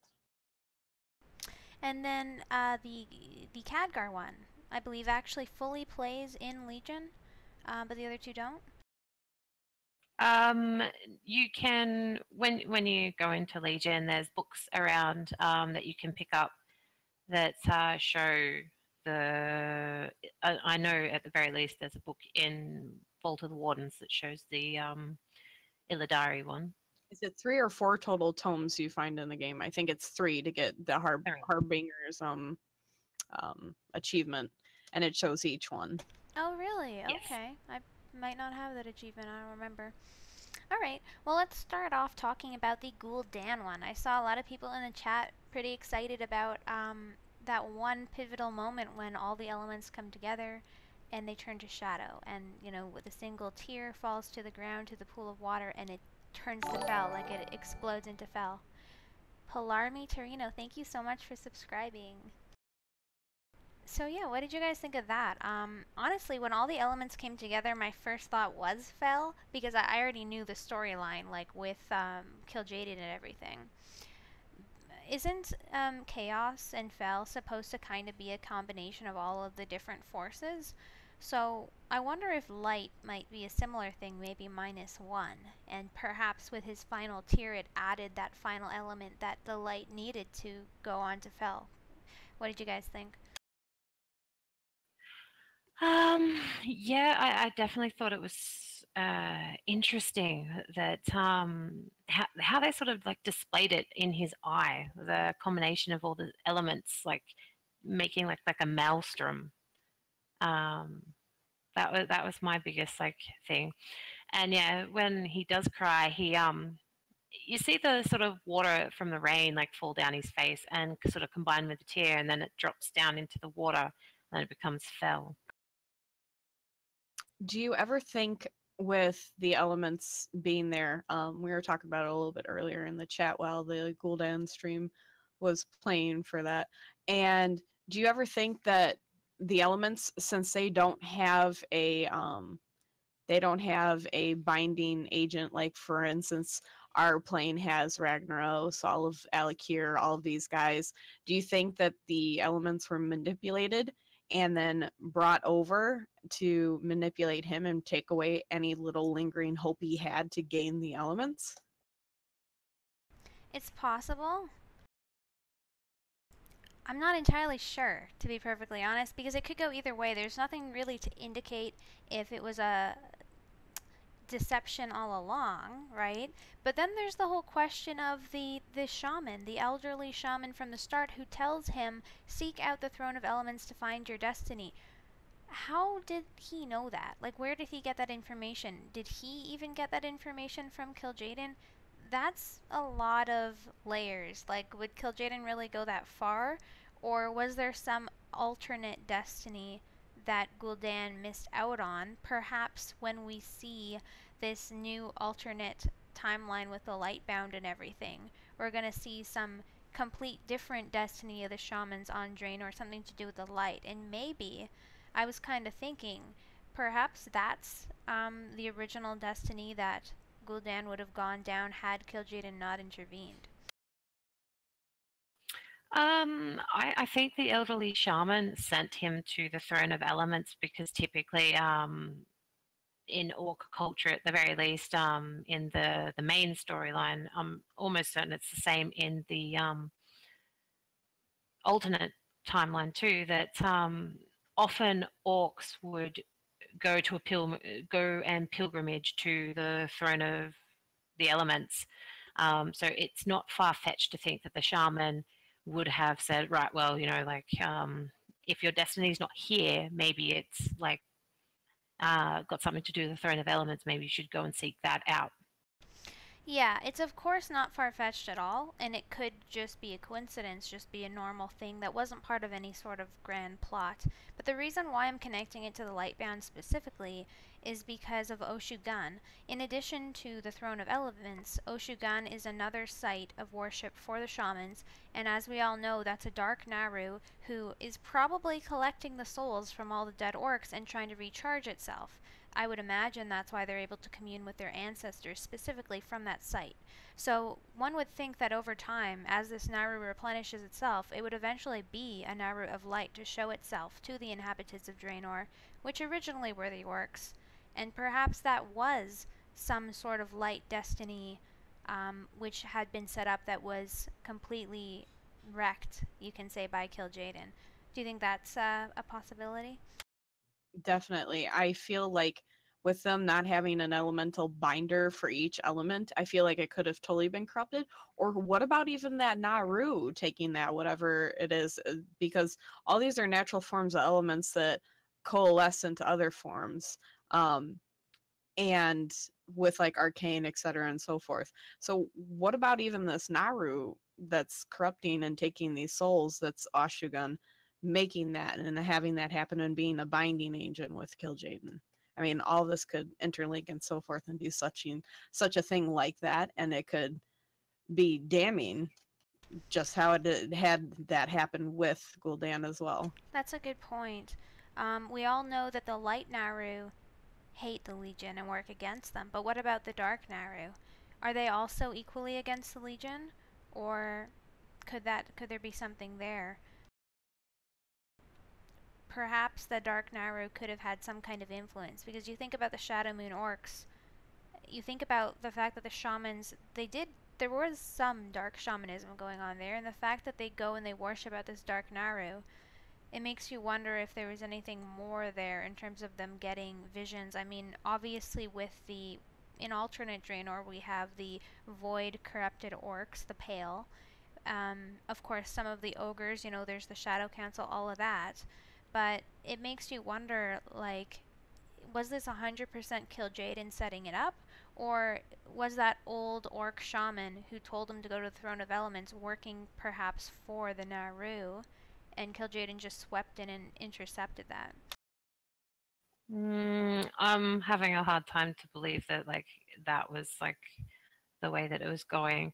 Only because when orcs would fail their trial at the Throne of Elements, they were often like excluded, thrown out, and whatnot. And the reason why we see the Pale orcs in alternate Draenor is they're the orcs that failed the trial of the Throne of the Elements, and they were drawn to Oshu'gun, and that's what they sort of became after their worship at Oshu'gun. I don't think Gul'dan was sort of like set up in that regard. I think what happened was, or at least this is my interpretation of it. I think that the shaman would have went, okay, so like, you don't really have a spot here in the clan. I always thought there was like some greatness about you. There was like this air of like something's gonna like be good. You're obviously meant for like greater things than being in this clan. Go seek out your fate with the Throne of Elements. One, to get rid of him, and two, that he did believe in him. And when he like goes through there, like we hear him say, when he finally reaches his like sort of crux point where he's almost at the Throne of Elements, he says that the bitterness that had sustained me my entire life ate at me until there was nothing left. And I think it was at that point there that the Legion sort of like, who probably were watching him prior to this, thought that, all right, yeah, now he's like sufficiently broken that we could reach out to him and he would take on our power of Fel. And I think that's why when you see him like reach out for the light that sort of popped up at the Throne of Elements, like he reaches out to it, and sorry, it appears to him, he reaches out to it. It's like, whoa, I don't want anything to do with this guy. And it dodges him. Then he like reaches out again and it dodges him. And it's the third time that he just touches it with the top of his finger. And when he gets mad enough to like lunge for it, and it turns to a shadow. So he's being rejected from that. And then the Legion's like, sweet, we've absolutely broke him. Here, have the power of Fel. And he's like, sweet, I'll take that, because, you know, he also believed that he was destined for greater things, and it was his arrogance and that sort of stuff that like opened him up to that, if that makes sense. No, I completely agree with you. Like, I don't even want to debate that that's what happened. Like, I think that is what happened. But I do wonder if the Naru might have been involved in any way to what led up to that. That aside, though, I definitely agree that it was a Kil'jaeden setup from the get-go what happened at the Throne of Elements, and it might not even have been Elements rejecting him, or who knows how Kil'jaeden managed to play on that part of things. But specifically the fact that he calls out to them, when they kind of all amalgamate into that point, and you've got the three elements coming together, they're glowing yellow. So that kind of made me think it was kind of like light, and as soon as he touches it, it specifically goes shadow. I'm not sure I completely fully understand if the artists meant to convey that as light, and that the three elements coming together was actually like creating light. But regardless, normally you would think that the light would be able to, like, that he wouldn't be able to just pull it to him willfully, like, do you know what I'm trying to say? I'm kind of thinking of Liadrin, right? She uses the light without kind of following along with the morals of the church, and she kind of forces it. Right. As in the Blood Knights beating up on the Naru to like gain their light powers. Yeah, there's that, but it just makes me think that if that was light, and he really wanted it, why would it just turn to shadow like that? Like, it feels like that's not a normal interaction. I mean, even for the elements, have we ever seen that happen before, where if you get abandoned, like, at the Throne of Elements, all those pale orcs who, let's say, do go over to the Dark Naru, is that because it turned to shadow for them too? That would be an interesting thing. That the shadow, that they just were like sort of like naturally attuned more to the shadow, and so therefore they were more likely to be called over to the Naru. Right. What bugs me about this whole sense of when he reaches out and all those elements turn into a blinding, beautiful stream of light, it immediately, like with him he touches it and it goes to corruption. What if it's not even the fact of deemed worthy? What if inside of him has already been corrupted over the years from being beat down and whatnot? But he's not even worthy because he's not mentally even prepared to take on the elements. So Gul'dan might have been like naturally like aligned to Fel using? Like, is that a thing? I mean, if you think about it with like the void and whatnot and this negative energy and playing on emotions and all these things throughout the years, and he already had a negative outlook on life. He had a very smidget of hope, and he's going out and reaching for that, and then it retracts and turns into this darkness instantly. When, like we've read in Chronicle, when the whole entire universe starts and light spreads out, darkness only slowly comes afterwards. It was like an instant darkness with him coming to that light and coming to those formed elements. So, I mean, if you think about that too, what if it's in a sense Gul'dan in himself is just, in a sense, with Illidan not prepared? Well, I kind of want to bring up the fact that this telling of Gul'dan's story is very different than anything we've seen before in regards to how his story was told. And I always thought that the reason why he was so perfect for the job, the reason why he was chosen by Kil'jaeden, as per the Warcraft 2 manual, it tells his whole story from his perspective, like he's the one telling his story in that manual. And he basically says that he would stop at nothing for power. He's always been drawn to power. He doesn't care about putting anyone else down to get there. It was that hunger is what drew him to the Fel and what made him such a good warlock. And when we see this story told, it is a bit different, and it made me think that obviously he doesn't seem like he just wants power from the start, which I believe actually fully does contradict the Warcraft 2 manual, because at least he's saying that he always wanted power. But that aside, this story is kind of telling that maybe he would be more able to wield the fel, and that he'd be more able to wield a lot of really strong fel, because the fel tears at your soul, and you're basically constantly in this state of pain. And perhaps because he was so destitute, he's used to hunger, he's used to not getting what he wants, he's used to being bullied and cast out and being on his own, being completely alone. Maybe all of these things, his upbringing, is what made him the perfect candidate to be able to take in such a large amount of fel power as an orc. And of course, in Warcraft 2 manual and in Warcraft 3, it makes sure to point out that his knowledge of the Shadowlands as a shaman was also a big part of it, and why he was chosen, considering back then at least the Shadowlands and the Twisting Nether, the underworld, hell, it was kind of all used interchangeably, which I think is relevant. But I think it's kind of like, you know, he was a good candidate because of all the hardships that he had endured, and it showed that he'd be able to endure what you need to endure to be that kind of warlock.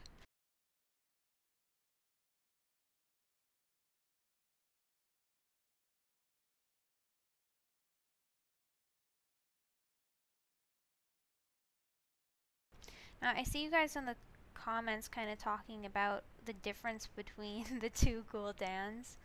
Can you guys imagine for a second, though? We've already have all this confusion over the two Gul'dans, and now we're going to go to a different alternate timeline. Well, I guess it's the same one that's sped up 30 years, and now we're going to have to be comparing, like, this Irel to 30 years ago Irel, like this person to that person. Like, it's going to be pretty confusing.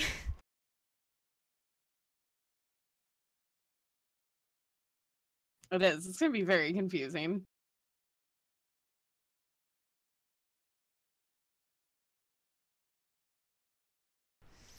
But yeah, in terms of Gul'dan being a natural fel user, I feel like he was just chosen. And maybe, do you guys think there's any chance that Kil'jaeden did know from the get-go that he was going to have this destiny, I guess you can call it?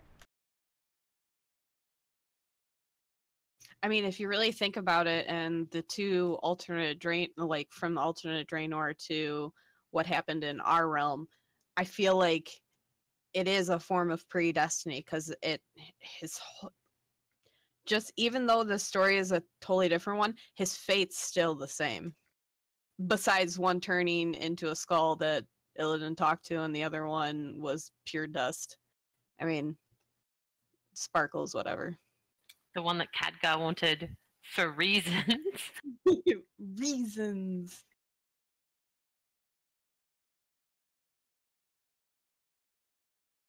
Hey, no worries about being late. I'm glad to have you. Basically, we talked about the Lich King already, but now we're talking about Harbingers. We just looked at the 3, and we're on the first one now. We're just talking about Gul'dan. So what did you guys think about Gul'dan when he basically comes to the Throne of Elements? He says at that point he was at such a low that he was willing to accept anything. Anything that reached out to him. He was so desperate for some type of acceptance that no matter what dark power came, he would take it. And it almost teases you, like for a split second he could have been a shaman, like he could have been embraced by the elements.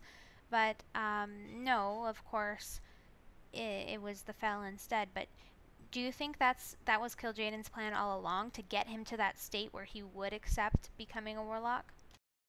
Yes, I think because Kil'jaeden is the same one from both timelines. Like he just overarcs everything. He already knew Gul'dan's like aptitude for it and whatnot. So I think he wanted to actually cut it off at the pass. He didn't want Gul'dan becoming a shaman first and foremost. He just wanted to sort of speed up Gul'dan's fate. And so he just sort of like interceded where the elements would have like picked him up and just sort of like cheated him out of that particular part of his destiny. Yeah, I can see that. But But it's interesting how Gul'dan doesn't really ever seem to regret not being a shaman, or he doesn't feel cheated out of his destiny. He doesn't seem to think that the demons stole something away from him or corrupted him or made him into something less than, which is weird, I think. When you see this portrayal of Gul'dan and what he came from, and how he just mercilessly kills that old shaman, and he's like, "Thanks for the tip, man." And he just like blows everything up. Like, Right. it's pretty weird. Like, he's pretty happy to be this killing machine, basically. I don't even know, honestly, what he's trying to achieve. He just wants more and more power, which it's pretty funny when you think about it, because the whole thing of being a warlock is you have to be able to control yourself and your desire for power, or you're going to burn out your own soul. And we just discussed how he was so destitute and so hungry, and he's used to the pain, he's used to the hunger and the hardship, so he could control it. But yet, he's completely 100% driven by this urge to make himself stronger and stronger.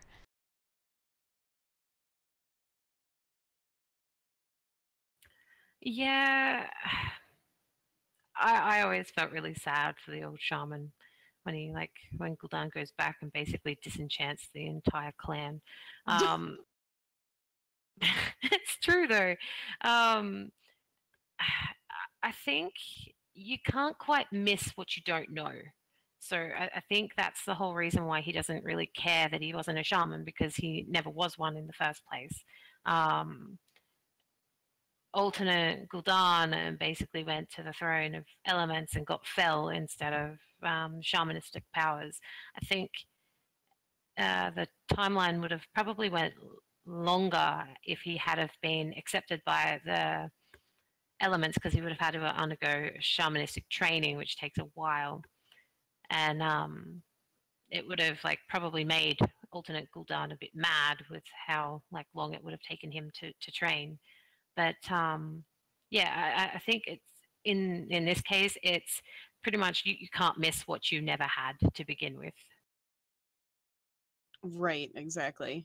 I mean, there was that hope for it in the alternate. You saw it. He was wanting that, to be able to walk, to be able to commune, to have some part in his society. And in the end, I think killing somebody that actually really cared about him is a little lowballing.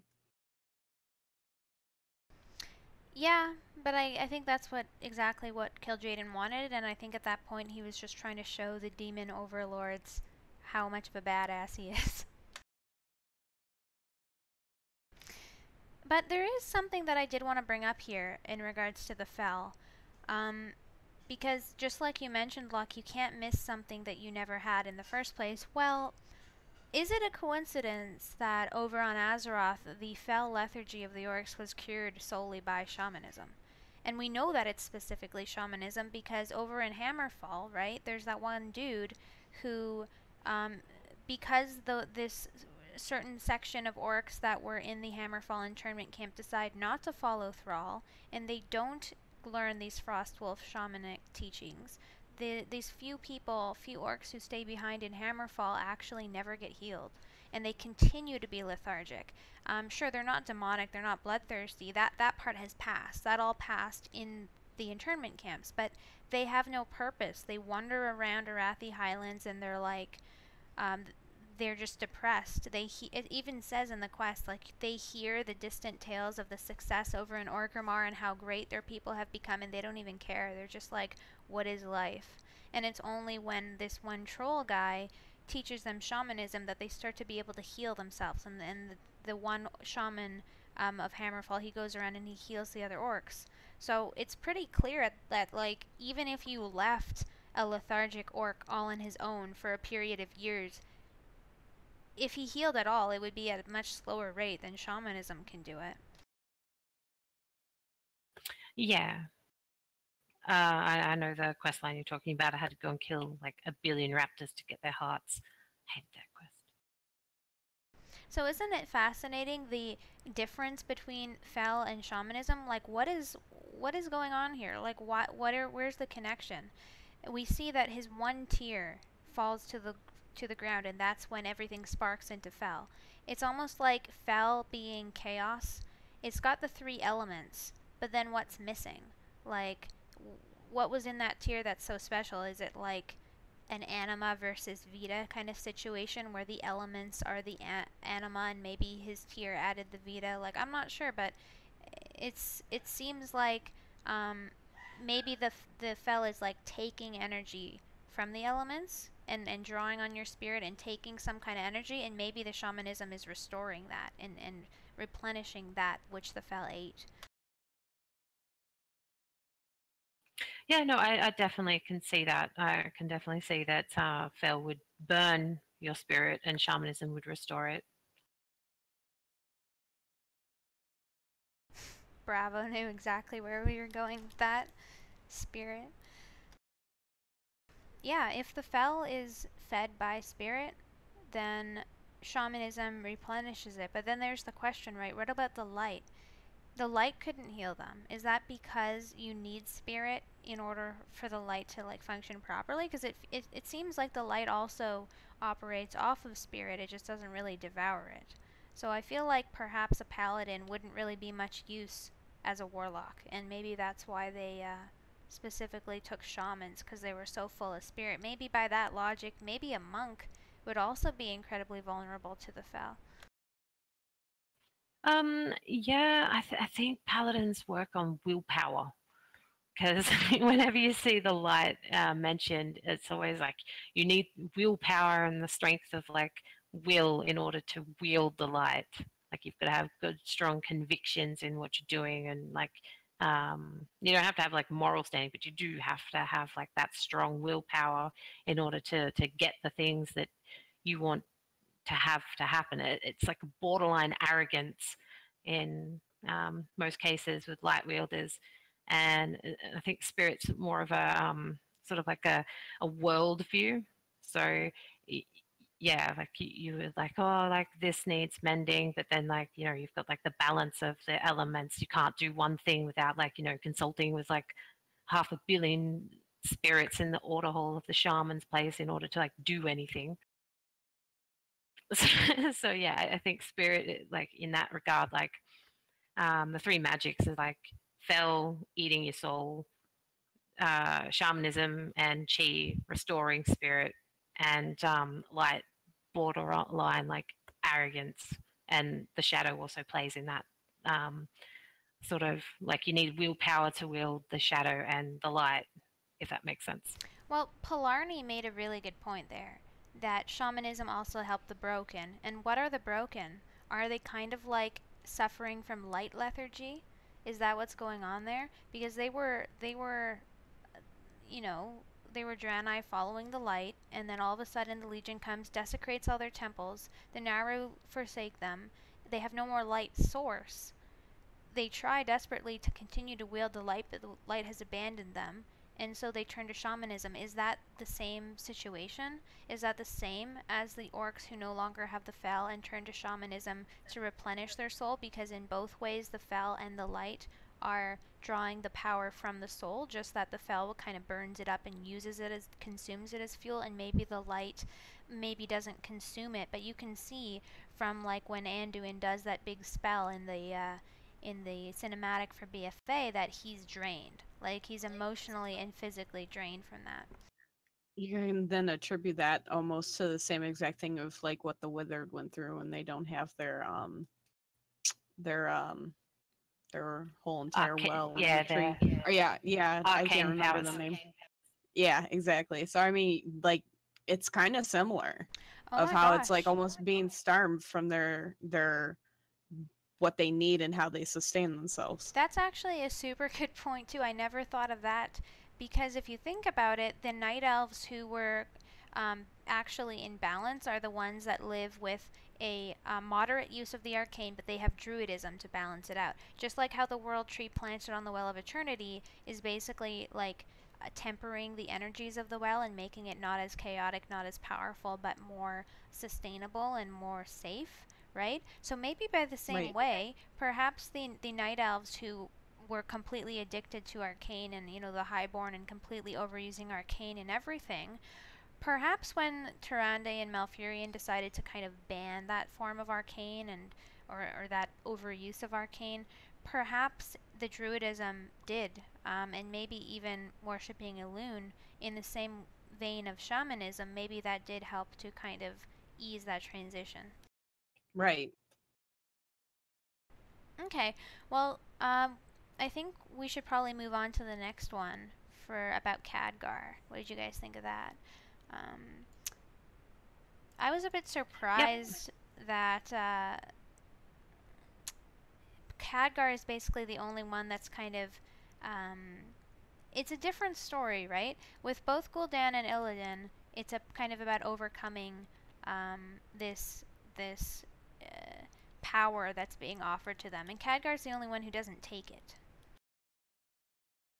Right, exactly.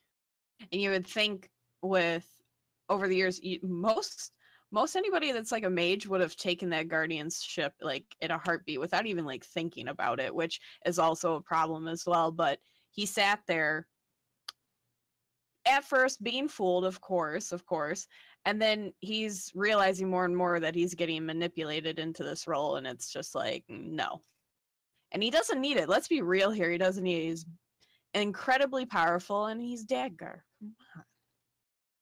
Yeah, I think one of the reasons why he shies away so much from guardianship is he saw what it did to Medivh. Like, yes, he probably would love to have that power at his fingertips to command, to safeguard what he thinks he needs to. But I think having been in Karazhan when all that stuff went down, I think that's always going to be in the back of his mind, because it's the reason why he looks like Khadgar, is because he had to fight Medivh that was like fell corrupted, and had to fight the guardianship, and he had his a bit of his life essence stolen and made to look like he's 100 years old when he's only like 25 or something. Yeah, he's a young guy. Is he 25? I thought he was almost like mid-30s, almost going into his 40s now. Oh, I just took a guess. Yeah, he was. I think he was around. You know, we've seen him around 25, but I think at this point where the story is developed to now, he's probably around 30, between 30 and 35, maybe. So yeah, one of the things with the Khadgar story is that I can't believe it sort of took him as long as it did for him to realize that it was a dreadlord instead of like Medivh. Like I know when you go through the dungeon, Medivh shows up at the end, and he goes, Medivh? Like he's always surprised to see Medivh pop up in Karazhan.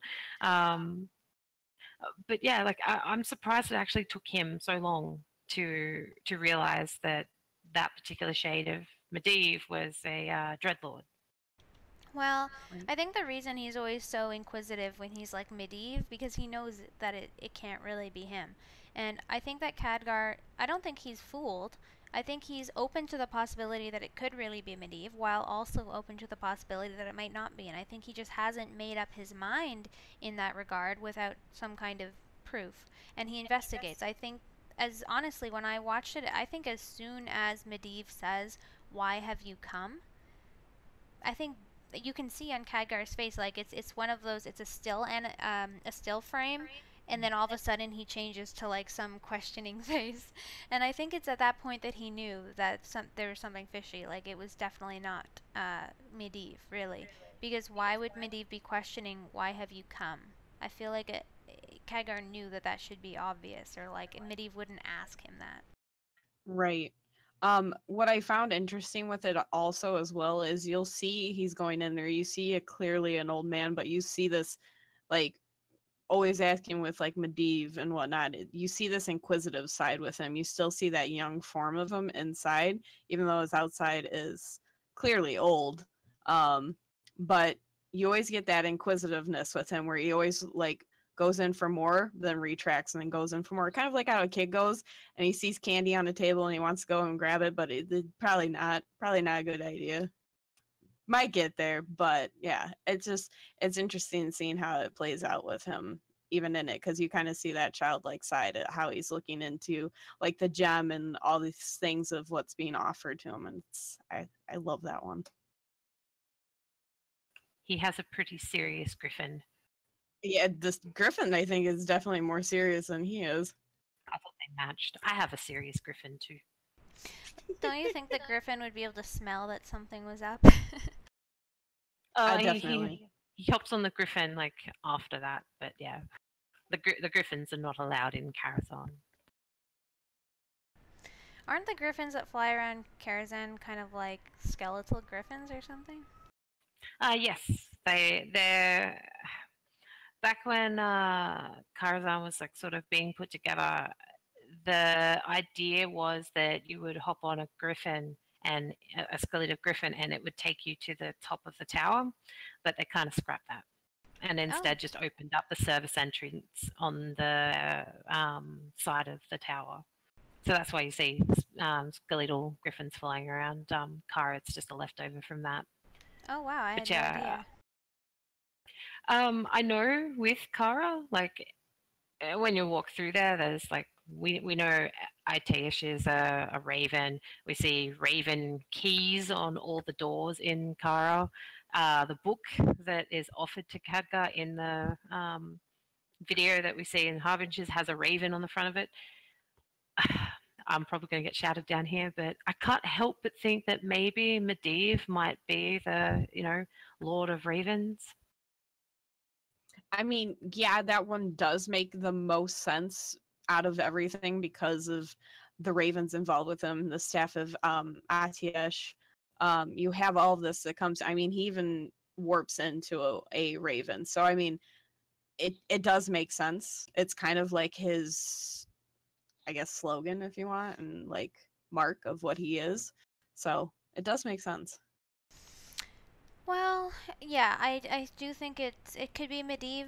I think it could also be Khadgar.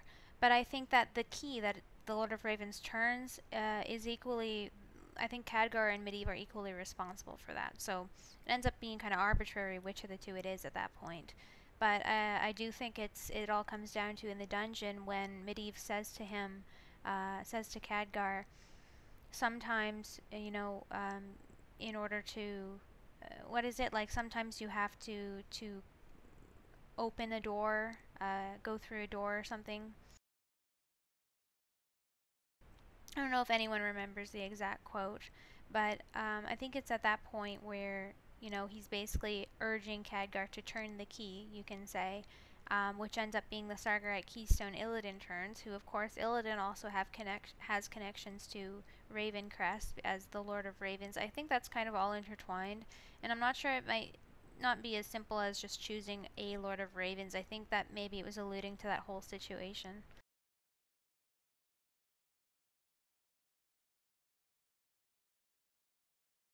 Yeah, there's a weird sort of, well, it's not weird, but they have a conversation in the end of Upper Karazhan, or like Return to Karazhan, on the Legion ship. He's basically just like, oh yeah,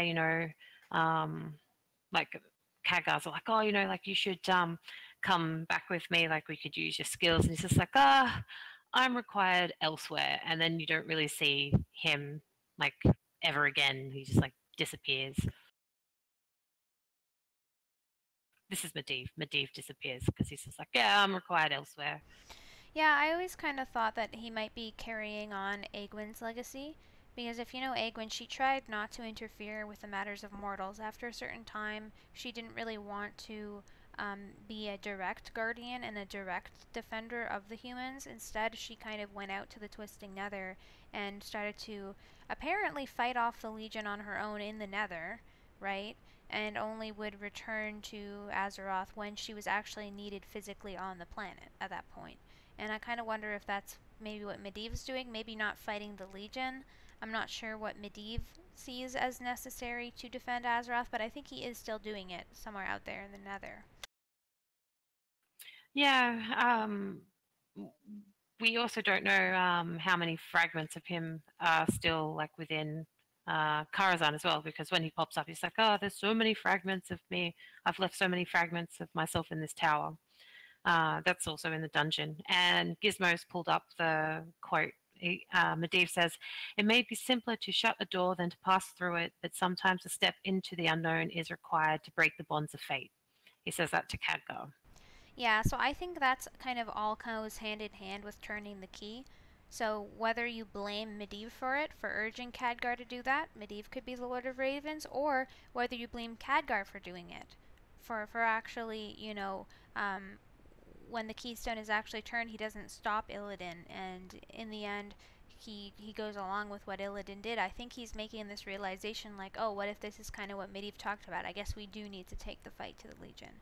And then on the other hand, you could place the blame completely on Illidan, and that he could also be the Lord of Ravens. I'm kind of feeling that that's where they're going with it, that all of those three are responsible for this keystone being turned. Definitely agree on that. Like, there was this huge focus on Illidan being like the child of like light and how things are turning, but all three of these are these big giant, like, changing the course of like history and how things play out, and it's pivotal. Even Gul'dan, even though the alternate form of him, he has completely changed the fate of Azeroth. So is Khadgar, so has Illidan, in every single shape and form. And not just Azeroth, it's the shape of what's surrounding us, too. Oh yeah, and that hasn't even finished yet, right? With that rift still in the sky, the red star, we don't still necessarily know the effects of that keystone being turned yet. Sure, we know what's happened so far, but there could always be more effects that we still haven't felt.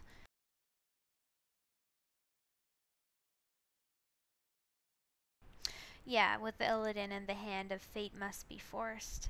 That's exactly what Medivh was basically saying to Khadgar. In order to force the hand of fate, sometimes you have to go through a door instead of closing it. Yeah, going back to the dungeon as well, Medivh says that, Karazhan shouldn't have any connections to Legion worlds anymore either, because if the dungeon's to believe Medivh, when you go into battle, the Watcher at the top, he says, "I'll disconnect the tower to Legion worlds while you go and kill that," and kind of wonder why that would be the case. Like, is it that Medivh doesn't want the tower anymore to act as a beacon to the Legion, or like he's just trying to like fix his mistakes? Like, I don't know. Like,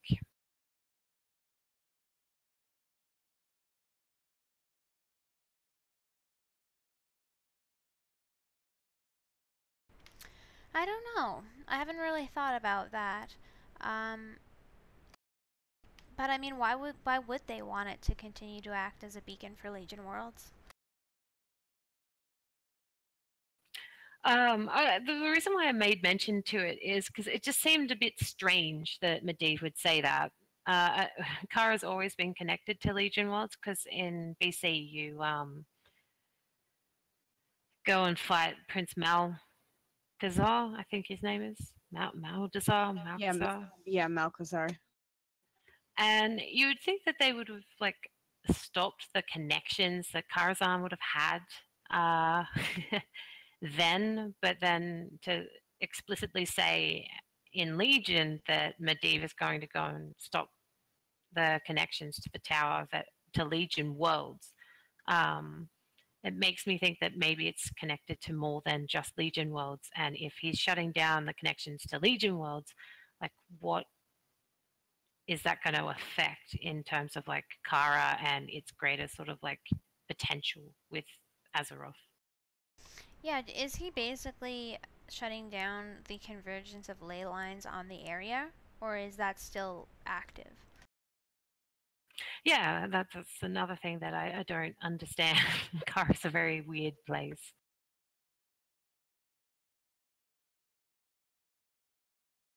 Oh, Gizmo's telling us that Vizadun is the one that connected it. But if that's the case, Gizmo, then how did Malchezaar turn up there? And why do you go into the Twisting Nether when you fight Malchezaar? I always thought it was Medivh that connected it to Legion Worlds. Well, Vizadun isn't even a thing in the BC Karazhan. And at that No, point, he's it's not. already connected to the Twisting Nether. Right? Right. So since we're on the topic of like demons, Eridar, all of this kind of stuff, now the Dreadlord that's revealed in this bit, which Dreadlord is it? I mean, is Kil'jaeden specifically working with him in this regard for the onslaught of the Legion beginning? Like, where is this going with, like, there's a bunch of going on, and like it doesn't give a whole lot of answers. So what do you guys think? Which form of Dreadlord would that be?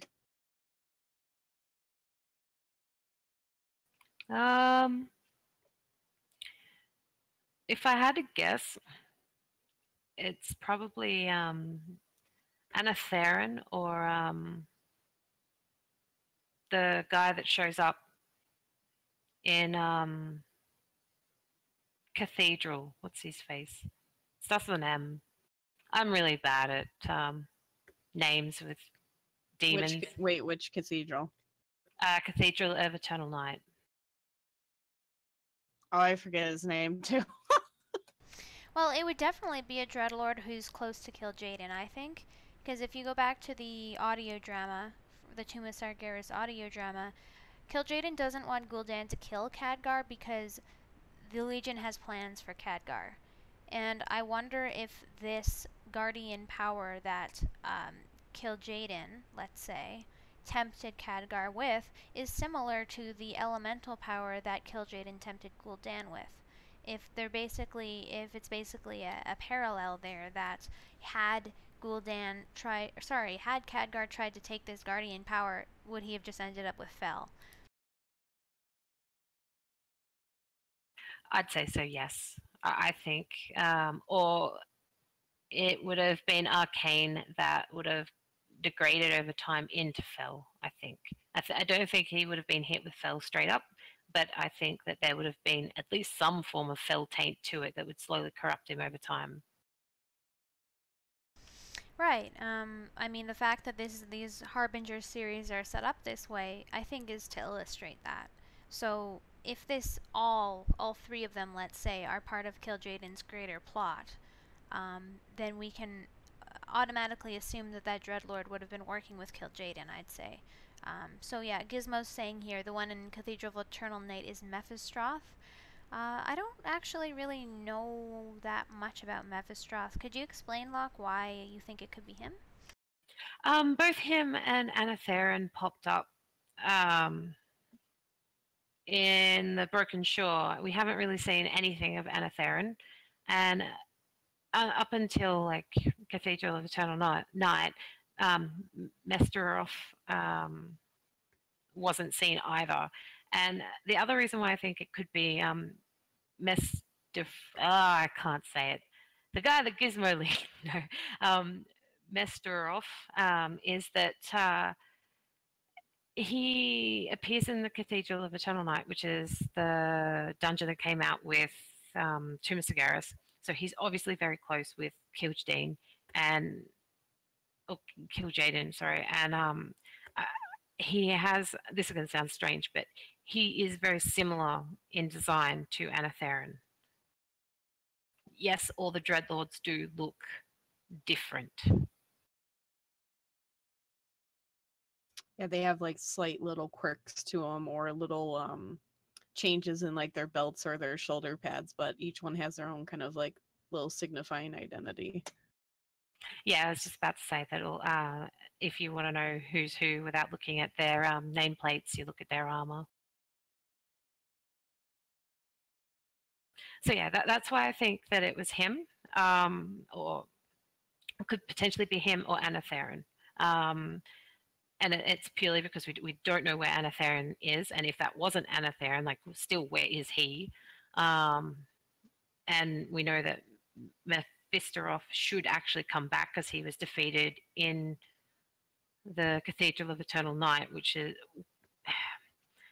He may come back, actually, I should say, because we're not sure whether or not the cathedral is actually, like, has enough fel taint to render a demon dead if they were to be killed there.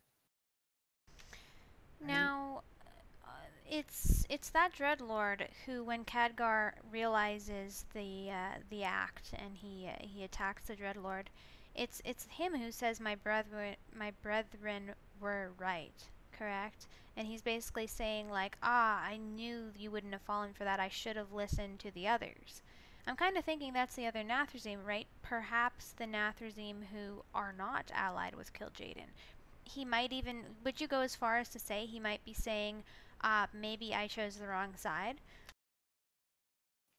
Probably not. If he's like, my brethren are right, it more leans towards it being Anatherin, because Anatherin's brothers, I guess, in arms were Tichondrius, Balnazar, Mal'Ganis.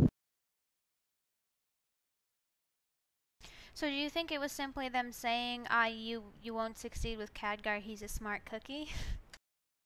Yeah, probably, because they would have had stuff to do with him in the past.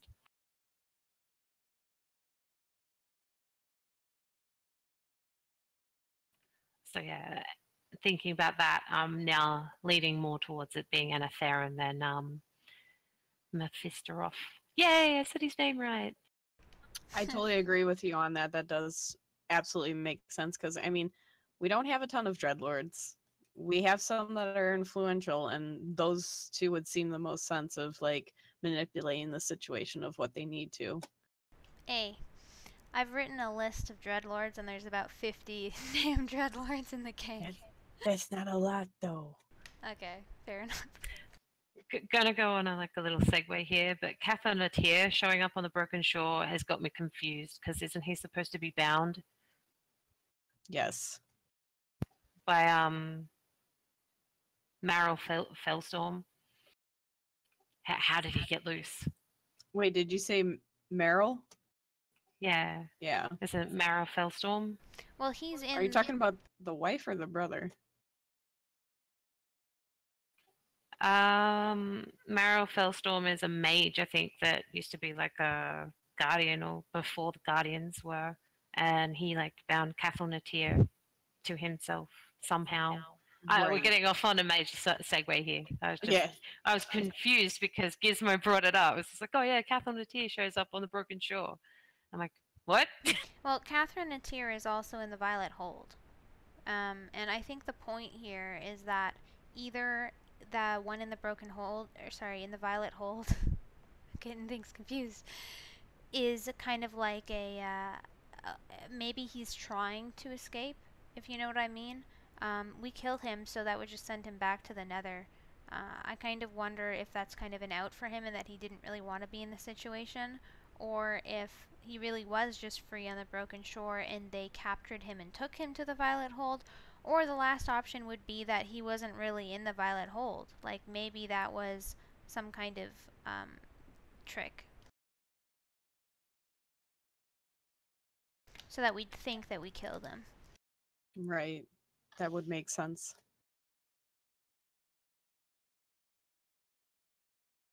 Okay, so before we go off on too much of a segue, here is another question for with me, because there's some things that we all want to kind of know and like get into, but like another topic of that whole entire video was Medivh's voice. We went over it possibly sounding like multiple people, or is it just part of the other with him being in the Shadowlands or in the Nether and having that echo, because the echo of Medivh. Maybe when Egwin birthed the Guardian, the previous essences got fused. What do you guys think on that regard with that?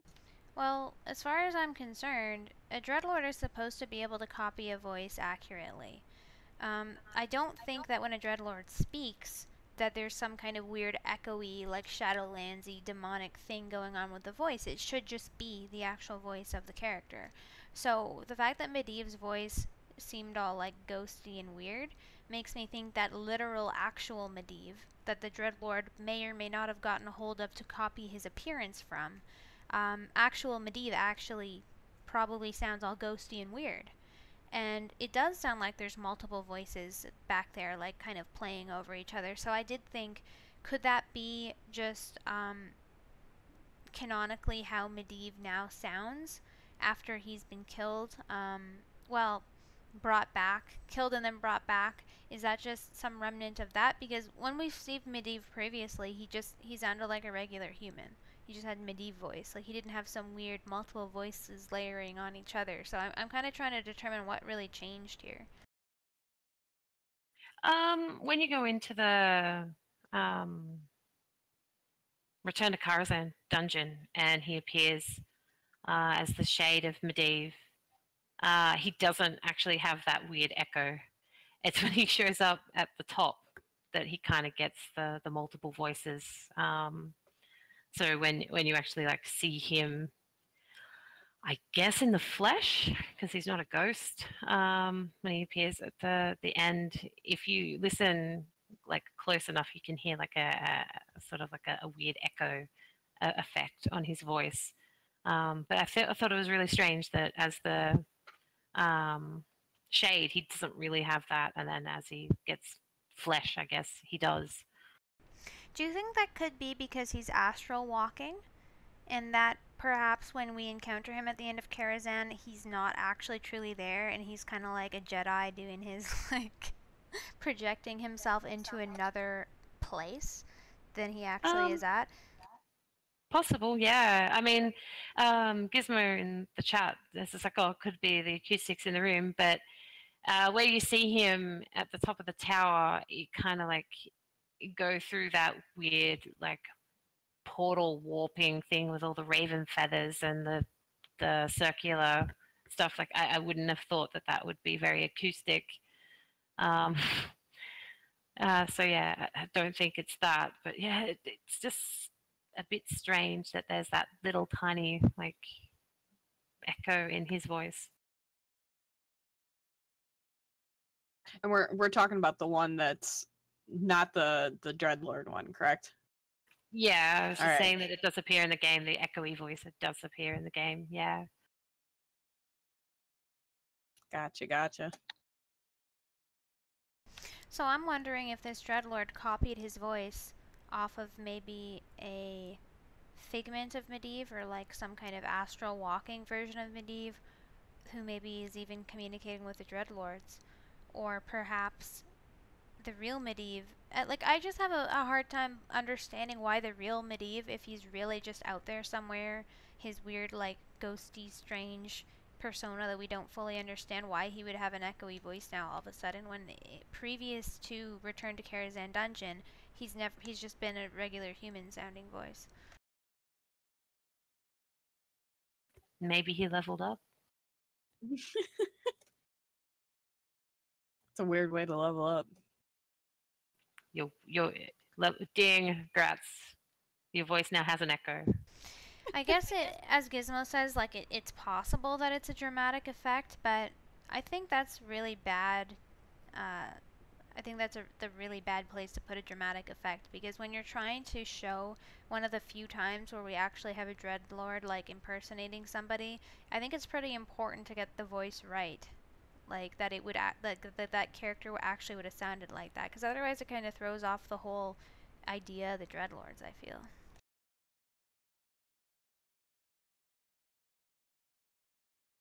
Well, I mean, wasn't there like also a Dreadlord that appeared in the little thing that we saw with Anduin's like coronation, and it got something wrong?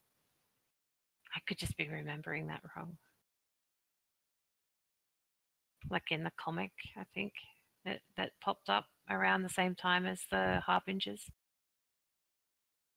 I haven't read that comic, but I do know the one you're talking about. And you're absolutely right, Gizmo. However, when you see those shades of Medivh and you see the kind of ghosty, like, reenactments of Medivh, is that after he was raised by Egwene? Because he, like, no other time in game does he have that dramatic effect, we can call it.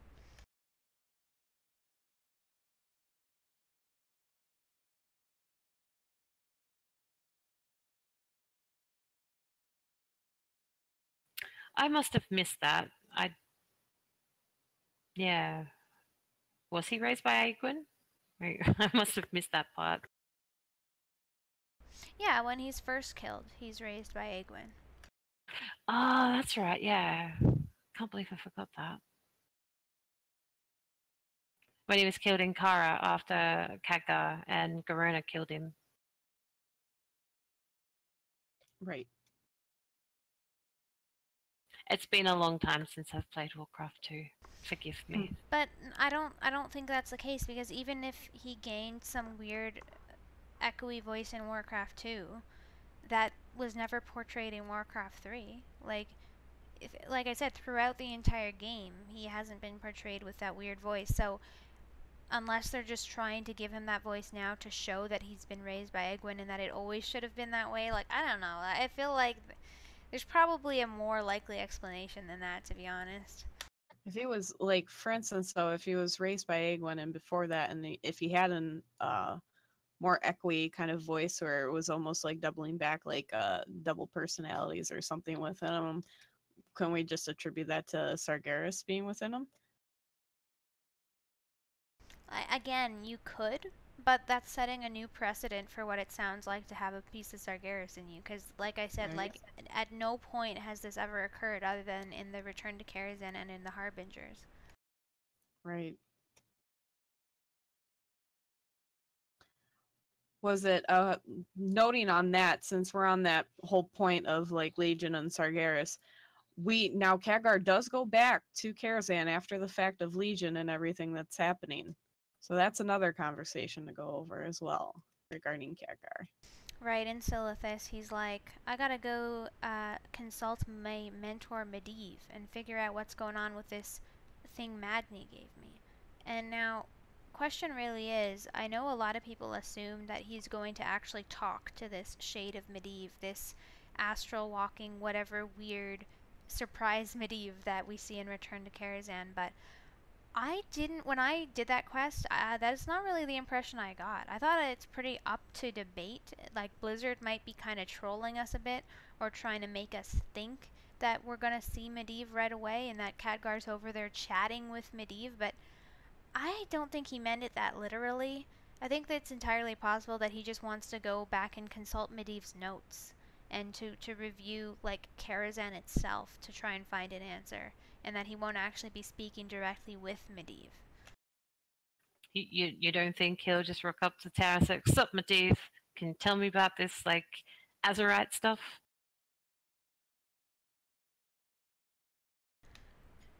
Some people do think that's what's happening, so I'm not going to say anything. I see dead people. I mean, it is possible that he would just speak to the weird echo fragment thingy that is Medivh that turns up in the tower. Because, I mean, we do see that, like I said, in the Return to Kara. Like, it is a possibility that, like, he could be going back to talk to that thing, whatever it is, the Medivh-looking thing. I mean, I actually thought that, like, maybe he was going to go back to consult the library and then possibly talk to, like, Medivh, that shade thing, and then, like, see what he could find. Right. So I don't think we can jump to the conclusion that it's confirmed he's going to speak to Medivh face to face now.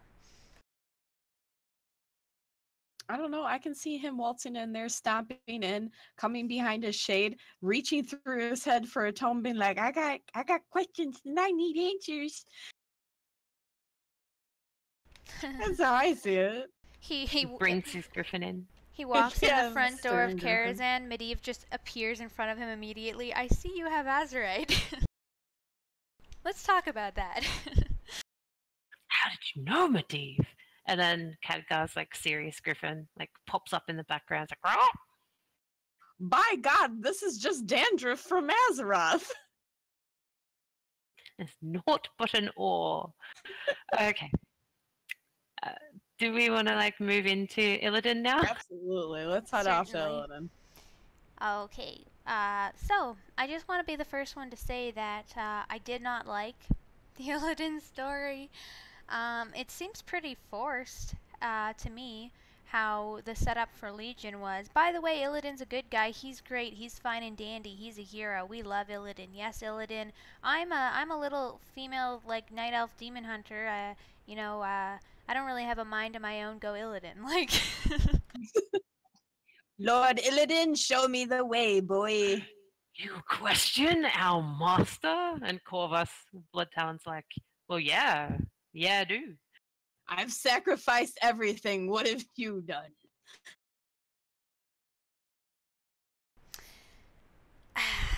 Did you guys like it? Did you feel like Illidan was a god after watching it, or did you think they're trying too hard to tell you he is? When I first watched it, I was like, okay, that's cool. Illidan is more edgelord than I remember. Did his teeth get sharper? I think his teeth got sharper. Yes, they have. They've gotten sharper over time. Like, I mean, night elves have some fairly sharp teeth already, but like, yeah, over the years, Illidan has gotten more and more demonic. And I think even some people even just like straight up just call him a demon. They don't even call him a night elf anymore. It's like, oh yeah, the demon Illidan. Oh boy. Well, that one demon, I think it's a pit lord, is it? Could be wrong. In the animation, it says to that night elf demon hunter, you smell more of demon than you do elf, or than you do mortal, or whatever he says. You should join us. And she's having this internal conflict. Oh, are we really different from the demons? Why are we different? It actually reminded me of Garrosh in Silverpine Forest talking to Sylvanas. And he's like, oh, well, what different are you from the Scourge and the Lich King? Like, and she's like, oh, isn't it obvious, War Chief? I serve the Horde. I mean, that's bitch. Yeah. But isn't that exactly what Illidan says to them? He's like, yeah, we kind of are demons, but we serve Azeroth. Yeah, it is exactly the same message. The Illidari, night elf female that questions him, is a prominent member of the demon hunter order hall. Her name's Corvus, Blood Talon. You actually meet her as just a normal sort of quester in Azuna. She's the one that you meet up with, and she's like, friend or foe? It's just like, surely you'd be able to tell. You're a demon hunter.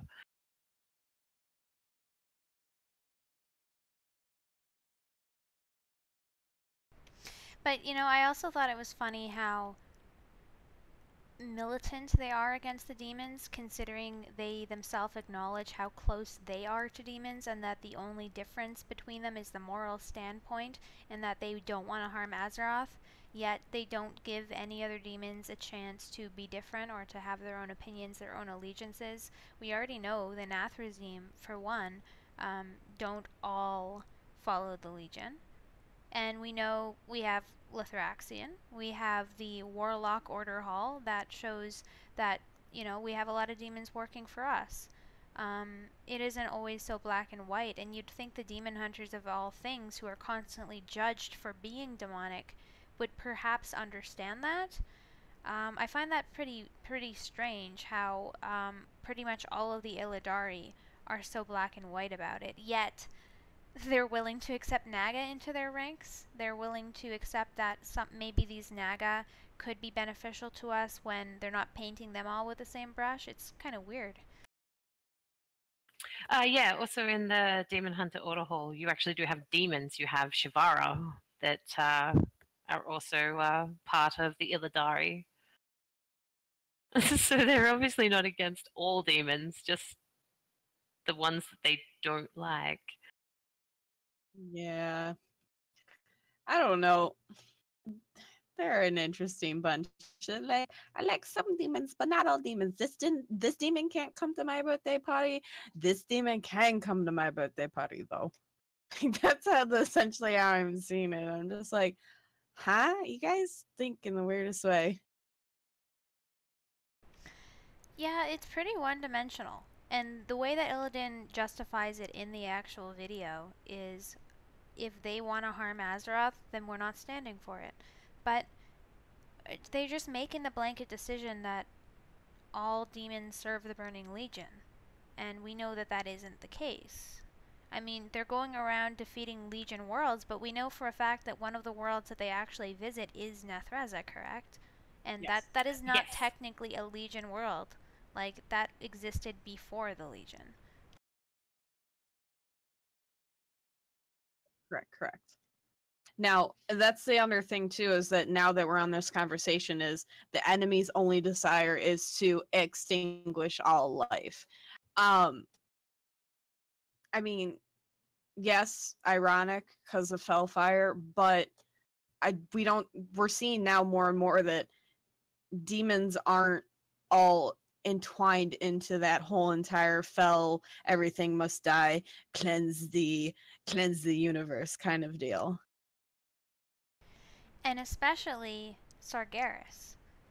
Pretty much every single decision that we have attributed to the Burning Legion, every single goal, every single strategic plan, and whatever that the Burning Legion has orchestrated, we've pretty much blamed Sargeras for being behind all of that, but do we really know? Because considering that he really hasn't been at the reins since the War of the Ancients, as far as we know, he's just been communicating to Kil'jaeden through a radio and has no other power, right?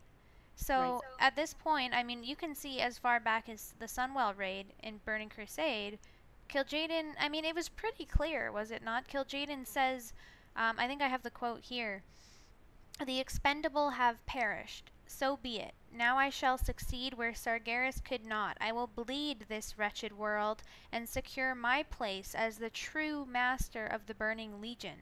The end has come. Let the unraveling of this world commence."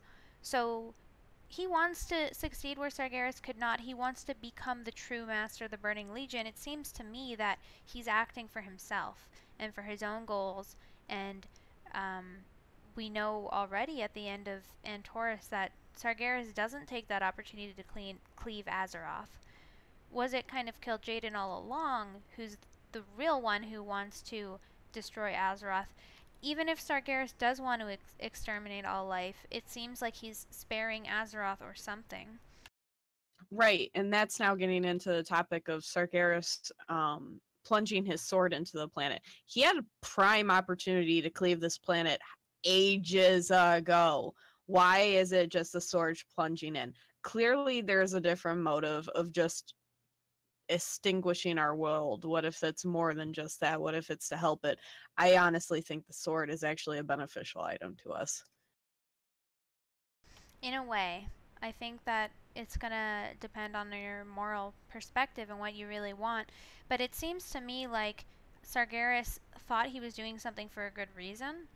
It seems to me that we have an afterlife in WoW, and Sargeras thinks that if he kills everybody, he's not erasing them from existence like the Void would.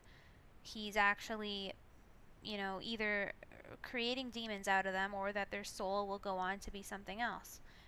So, in that regard, the Illidari are only concerned that there's a threat to Azeroth. And is there really? Like, even if all of the races on Azeroth were destroyed, I get the impression that the Legion doesn't actually want the Titan to be harmed. There's certainly a threat to Illidan. I'm not sure if there is like an actual threat to Azeroth. I kind of think that there is, and then we'll be seeing more of that as BFA goes on. But definitely there was a threat to Illidan with Sargeras trying to like take over him, and Zera trying to take over him. So maybe it's not so much that it's a battle for Azeroth. Maybe like Legion was supposed to be the battle for Illidan. Right, exactly. And that's how I feel like it was, is it really honed in on what side is Illidan going to go on. And technically in the forefront of it, it was in the gray area of just Azeroth. There was no side for him, which is great, very redeeming quality. He did a lot of wrong to get to a right, but doesn't excuse the fact that now he is supposed to be this shining beacon of light and hope, and destiny is therefore being pursued and pushed through and punched in our mouths and knocking our teeth out in the process with this and beating us down, because I've heard it so darn much in this expansion. I'm just going to throw this out there, but I'm kind of glad we kind of left him at the seat of the Pantheon with no way home. I'm done with Illidan. I am too. But yeah, same. What you kind of said is a very cynical but interesting way to look at it. If perhaps Illidan was only using the Illidari to further his own goals. He takes the keystone, he opens the rift all on his own. The Illidari aren't really behind him. He doesn't bring them to Argus. They don't fight Sargeras. They don't fight the demons, which is what they're best at, like only the player character does. Is it supposed to be understood that all of the Illidari were present there? That the members of all of the Order Halls were present there and not just the player characters? I'm not entirely sure. But it kind of seems like he doesn't care. He hasn't appointed a new, like, someone to anywhere for them to go, really. Like, he hasn't left them with anything. He stays behind on the seat of the Pantheon, and then what? Yeah. And even then is that, like, his involvement wasn't massive. I was expecting to see more Illidari, but you're seeing all these Army of the Light coming in here. And it's just like, you would think this would be for driving the home and hitting the bat and getting a home run of having all these Illidari present and really doing what their purpose was for, fell short. That's true. Why do they do it that way? When you have the Argus quests, literally the Light Forged are everywhere, defending on all fronts. And then you just have Illidan randomly on this side, Illyria over on this side, single-handedly fighting. Why didn't he bring, like, all of the Illidari? Were they just supposed to stay behind and defend Azeroth, and then what do they do now? As I've went through a fair bit of the Demon Hunter Order Hall, and you don't really have, like, a giant lot to do with Illidan, really. It's just like you see him at the start, and then you break out of the Wardens, like, facility, so the Vault of the Wardens, and you appoint a new leader between Altruis the Sufferer and I can't think of the other guy off the top of my head, but he's a blood elf, and yeah, like they're always talking about their master, and they're always talking about Illidan, but you don't really sort of yeah, you don't really see a lot of Illidan at all. And yes, I'm aware that the player character is considered the leader of the Illidari, but it's kind of the same thing that the player character is also considered the leader of the Earthen Ring, or the leader of the priests and whatnot. Like, canonically, though, there is an actual leader of those forces. It's just that for Order Halls to sort of work, the player character is the one driving all the decisions. Yeah, because if you're going to go into the nitty-gritty of that, if the player character is the leader of the Illidari, then is there still a gang of random adventurer demon hunters who've gone to Argus, or is it literally 5 guys? I don't want to go to that restaurant. No. Isn't that a chewing gum? No, that's 5-star. No. 5 Guys is a restaurant. But, like, is there just one representative from each Order Hall, the leader of the Order Halls, who actually go to Argus canonically? If you're going with that, you know what I mean? Yeah, you don't really see, or at least I haven't really seen anything of that sort. Like, I haven't seen, for example, like, Nabundu or whatever the hell that broken guy's name is in the Order, the Shaman Order Hall. Yeah. Well, the thing is, like, you want to know what they're doing? They're too busy doing your missions for you to get some extra gold. That's what. Can't be bothered taking out Argus. I'm sorry, I can't go to Argus today. I'm going to get you some gold. I'll BRB in like an hour's time. Honestly, though, wouldn't you think that the main heroes of Azeroth would all want to go, why the heck do none of the leaders who are fighting in the battle for Azeroth, why does nobody else want to come with us? Why is Khadgar the only one? Khadgar, Illidan, and Velen. Like, Velen obviously has his own reasons. Illidan obviously has his reasons. Why did nobody else want to come? Maybe we all smell. Likely. Likely, yeah. Argus definitely smells. I was there. Well, to be fair though, who really does want to go to Argus? I avoid that place like the plague. oh, I hate going to Argus, and I just do. It's not a fun area. I'm sick. Plus, on top of it, I'm gonna be real. I'm sick of seeing demons. I enjoyed this expansion more than many of the ones that have released, but it's just like it's getting to demon overkill now, and I need something new. I need more old gods, please and thank you. But back to the point now of things. So we know very little of the Illidari story from off of Outland. How much does Illidan really know about Sargeras? He doesn't. We've been thrusted into his story where he's never actually met Sargeras. Remember that. It's always been an avatar or a green demon-eyed outline of him conversing, and that's how his eyes were taken in the first place. He's never physically seen Sargeras. He's always talked to him through literally either an avatar or any other form, but not actually seen Sargeras. So that's always been a interesting thing too, is that how much of it is whatever with the Dreadlords, Archimonde, Killdrain, what were they trying to do? So I mean, Sargeras has been gone for so long. So, and him not even actually really seeing him is weird. Yeah, and then you got Drakthul, that old warlock from Warcraft 3, the orc that's part of the Secret Mount quest.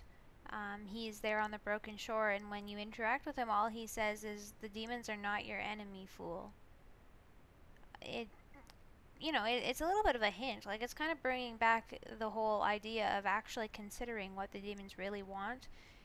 How much do we know of what the demons really want? Like, we've literally waged a war against them to defend our planet. That's fine, I get it, we're defenders. But the Illidari take it to a whole new step where they're bringing the fight to their worlds. They're going to other worlds and waging war on other worlds based on what intelligence? You know what I mean? The fact that they've never really talked to Sargeras, the fact that they're it seems like really Illidan should have just gone after Kil'jaeden. The entire Legion doesn't even seem to be present for this battle. And wouldn't Illidan know that, right? You see on Inanna Taurus that there's literally like hundreds of Fel Reavers or whatever that aren't being used. We see like multiple spaceships all around Argus that aren't being used. There's all these, in the cinematic, in the cutscene, these Sentinex things like appear all around Dalaran. And they're like gonna shoot at Dalaran, and what, they just chill over the top of the Broken Shore and like rain a bit of Fel on us occasionally, and it's a pretty weak attack. So wouldn't Illidan like realize that? Wouldn't he of all people know that what the Legion is actually capable of? Is this illustrating how little he does actually know?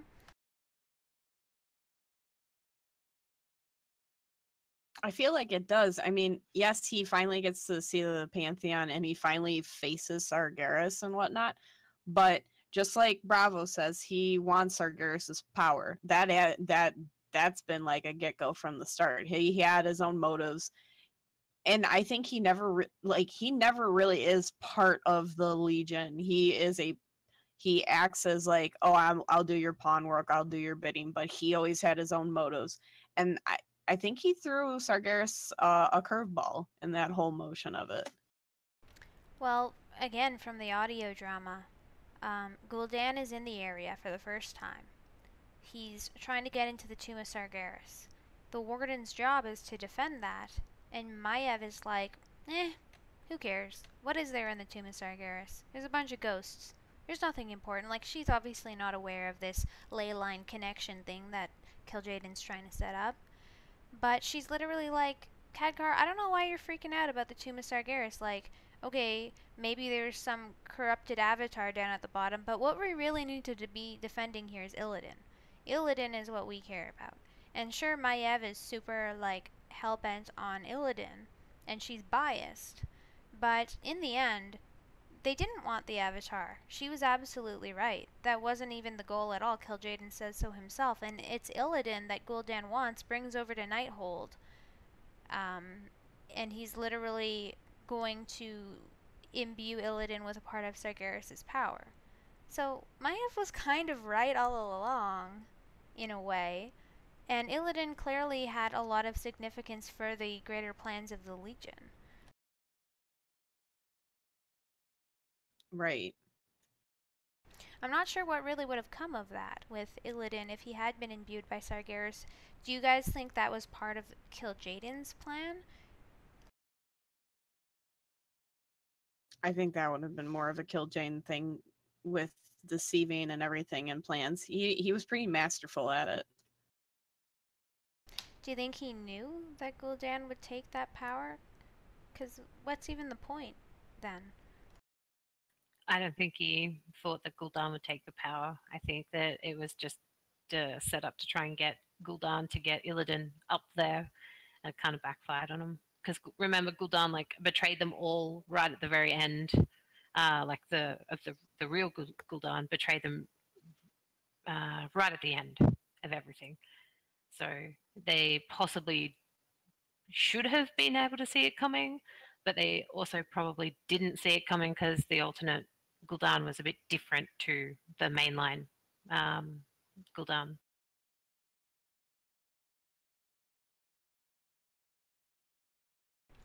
Well, I hope that we don't have to wait another 10 years to find out exactly what Sargeras' plans are, because that's the thing.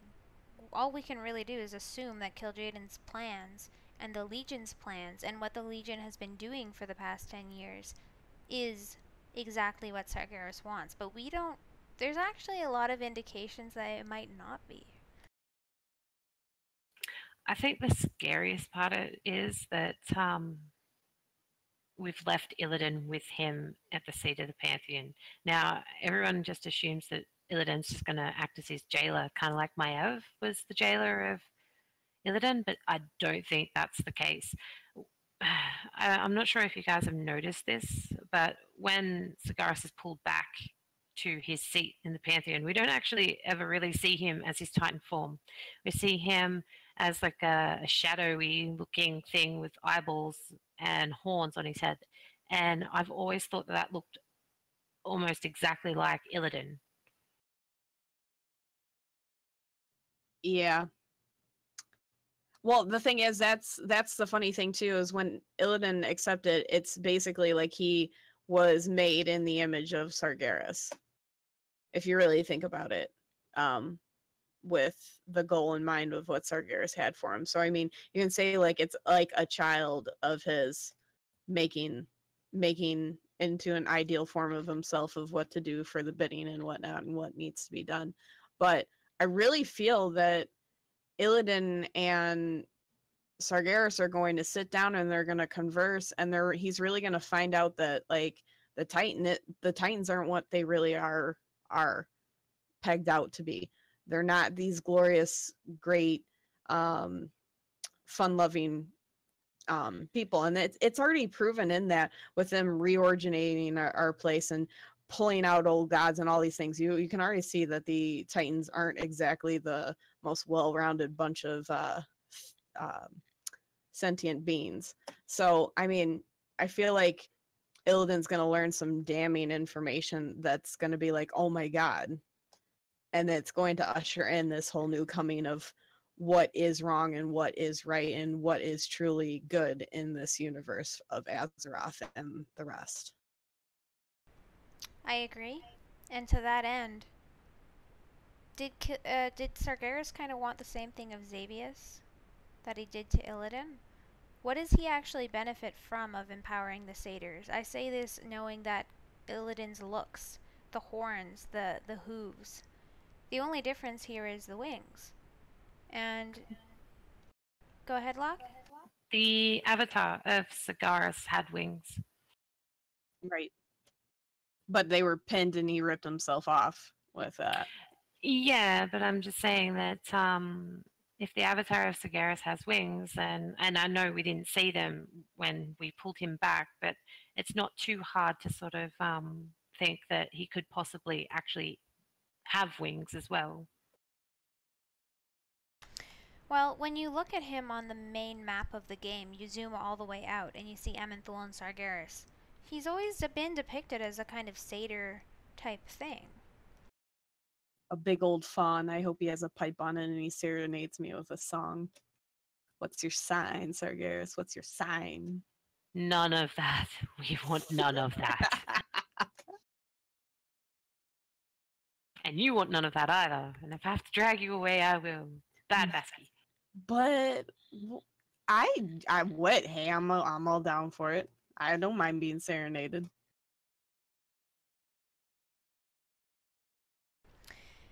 I don't know.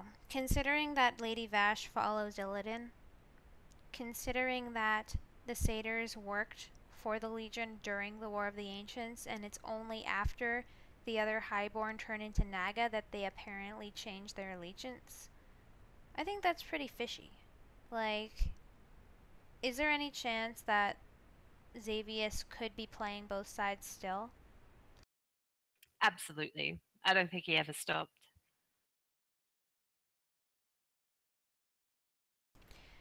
So then, what about Illidan? There's no, like, at first he was kind of playing both sides. He was pretending to be for Kil'jaeden and pretending to go along with them, fighting the Lich King. When he goes to Outland, I think in the Illidan novel, when he's kind of, when he has to explain to Akama and the others exactly why he's there and what he's doing, he pretends to not be with the Legion. And then Maiev shows up and he's like, and she's like, oh yeah, he's with the Legion. And it's this whole confusing aspect, like even the players back in BC didn't quite understand who was allied with who and what was with Sargeras and what was demons and how it all worked out. And I kind of think that even the old god minions are actually kind of intertwined in this entire mosaic, like the Naga, the Satyrs, the Dreadlords. There's multiple players who are maybe not 100% Burning Legion and who are maybe communicating on all fronts with the different enemies of Azeroth.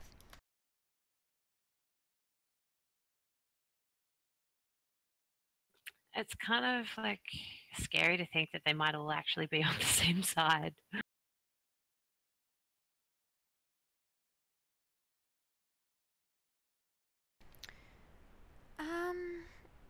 I think they are to a degree. I think that maybe the figureheads, the higher ups on each side are not allied, but maybe when it trickles down, maybe there are lieutenants who only want power or who are trying to understand all things, who are actually maybe interacting with the different forces and making up their own minds.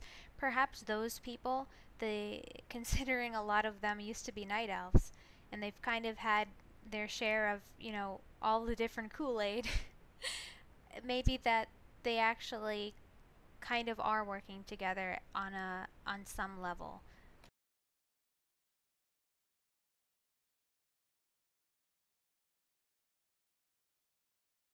So how do you confront an enemy like that?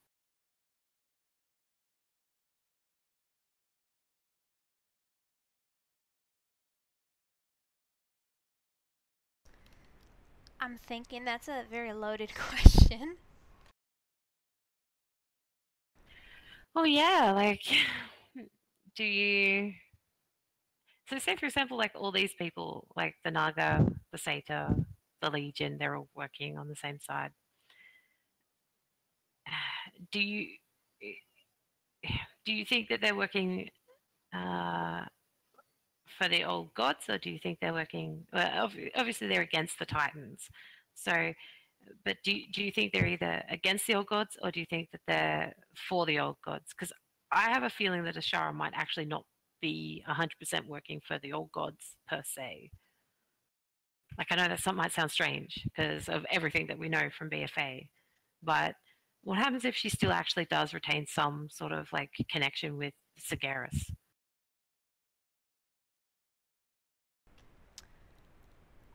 I mean, I think this is a whole other kettle of fish, like opening a can of worms, but anything is possible. And do you think that we might see the return of Illidan? In BFA? Yes. Not in BFA. I think it's going to come in a future expansion with Sargeras following and Toad. Agreed. And I think Ajara will be involved with that when it does happen, because I think she'll still be around. She might, or it's going to warp into. Right. She's going to ascend into an old god. Who the heck knows? 2.0. Lord. She's going to be incredibly hard to, like, destroy. Like, sometimes I think worse than an old god. She just keeps coming back. I mean, to be fair though, like it's because of her that Illidan had his eyes burned out. It's because of her that like Sagaris even came to like Azeroth. She wanted to be like his like consort. I wonder if anything has really changed in that regard. And I can't believe that Illidan wants to go after Sagaris, but not Ashara. Like exactly. I can see Ajara, because Ajara's always had a huge like crush on like Sargeras. She's been obsessed with him. So I think like even being involved with like knowing that his sword is literally penetrating the planet is gonna get her freaking excited. So I mean, we're probably gonna see a lot of things going on where she's gonna get fanatical that he's even like a remnant of him is on this planet. So do you think she's going to try and take the sword or remnants of the sword to do something? Definitely. And the thing is, you're already seeing her Naga using that in the beta and in alpha. Their Naga are really going after the Azerite, and it's definitely a home run going of what Ajara wants to do with it. So I mean, it's going to be a lot of fun. Well, with that, did you guys want to wrap up the stream? It's been, we try and end around, well, for me it's 10 p.m. I guess that's 11 p.m. Central, been about 3 hours. Did you have any closing thoughts on the Harbingers? Not really, except for Khadgar's Sirius Griffin. I think I might name this Griffin here Khadgar. Or Khadgar's Griffin. Or even Sirius. It's a good name.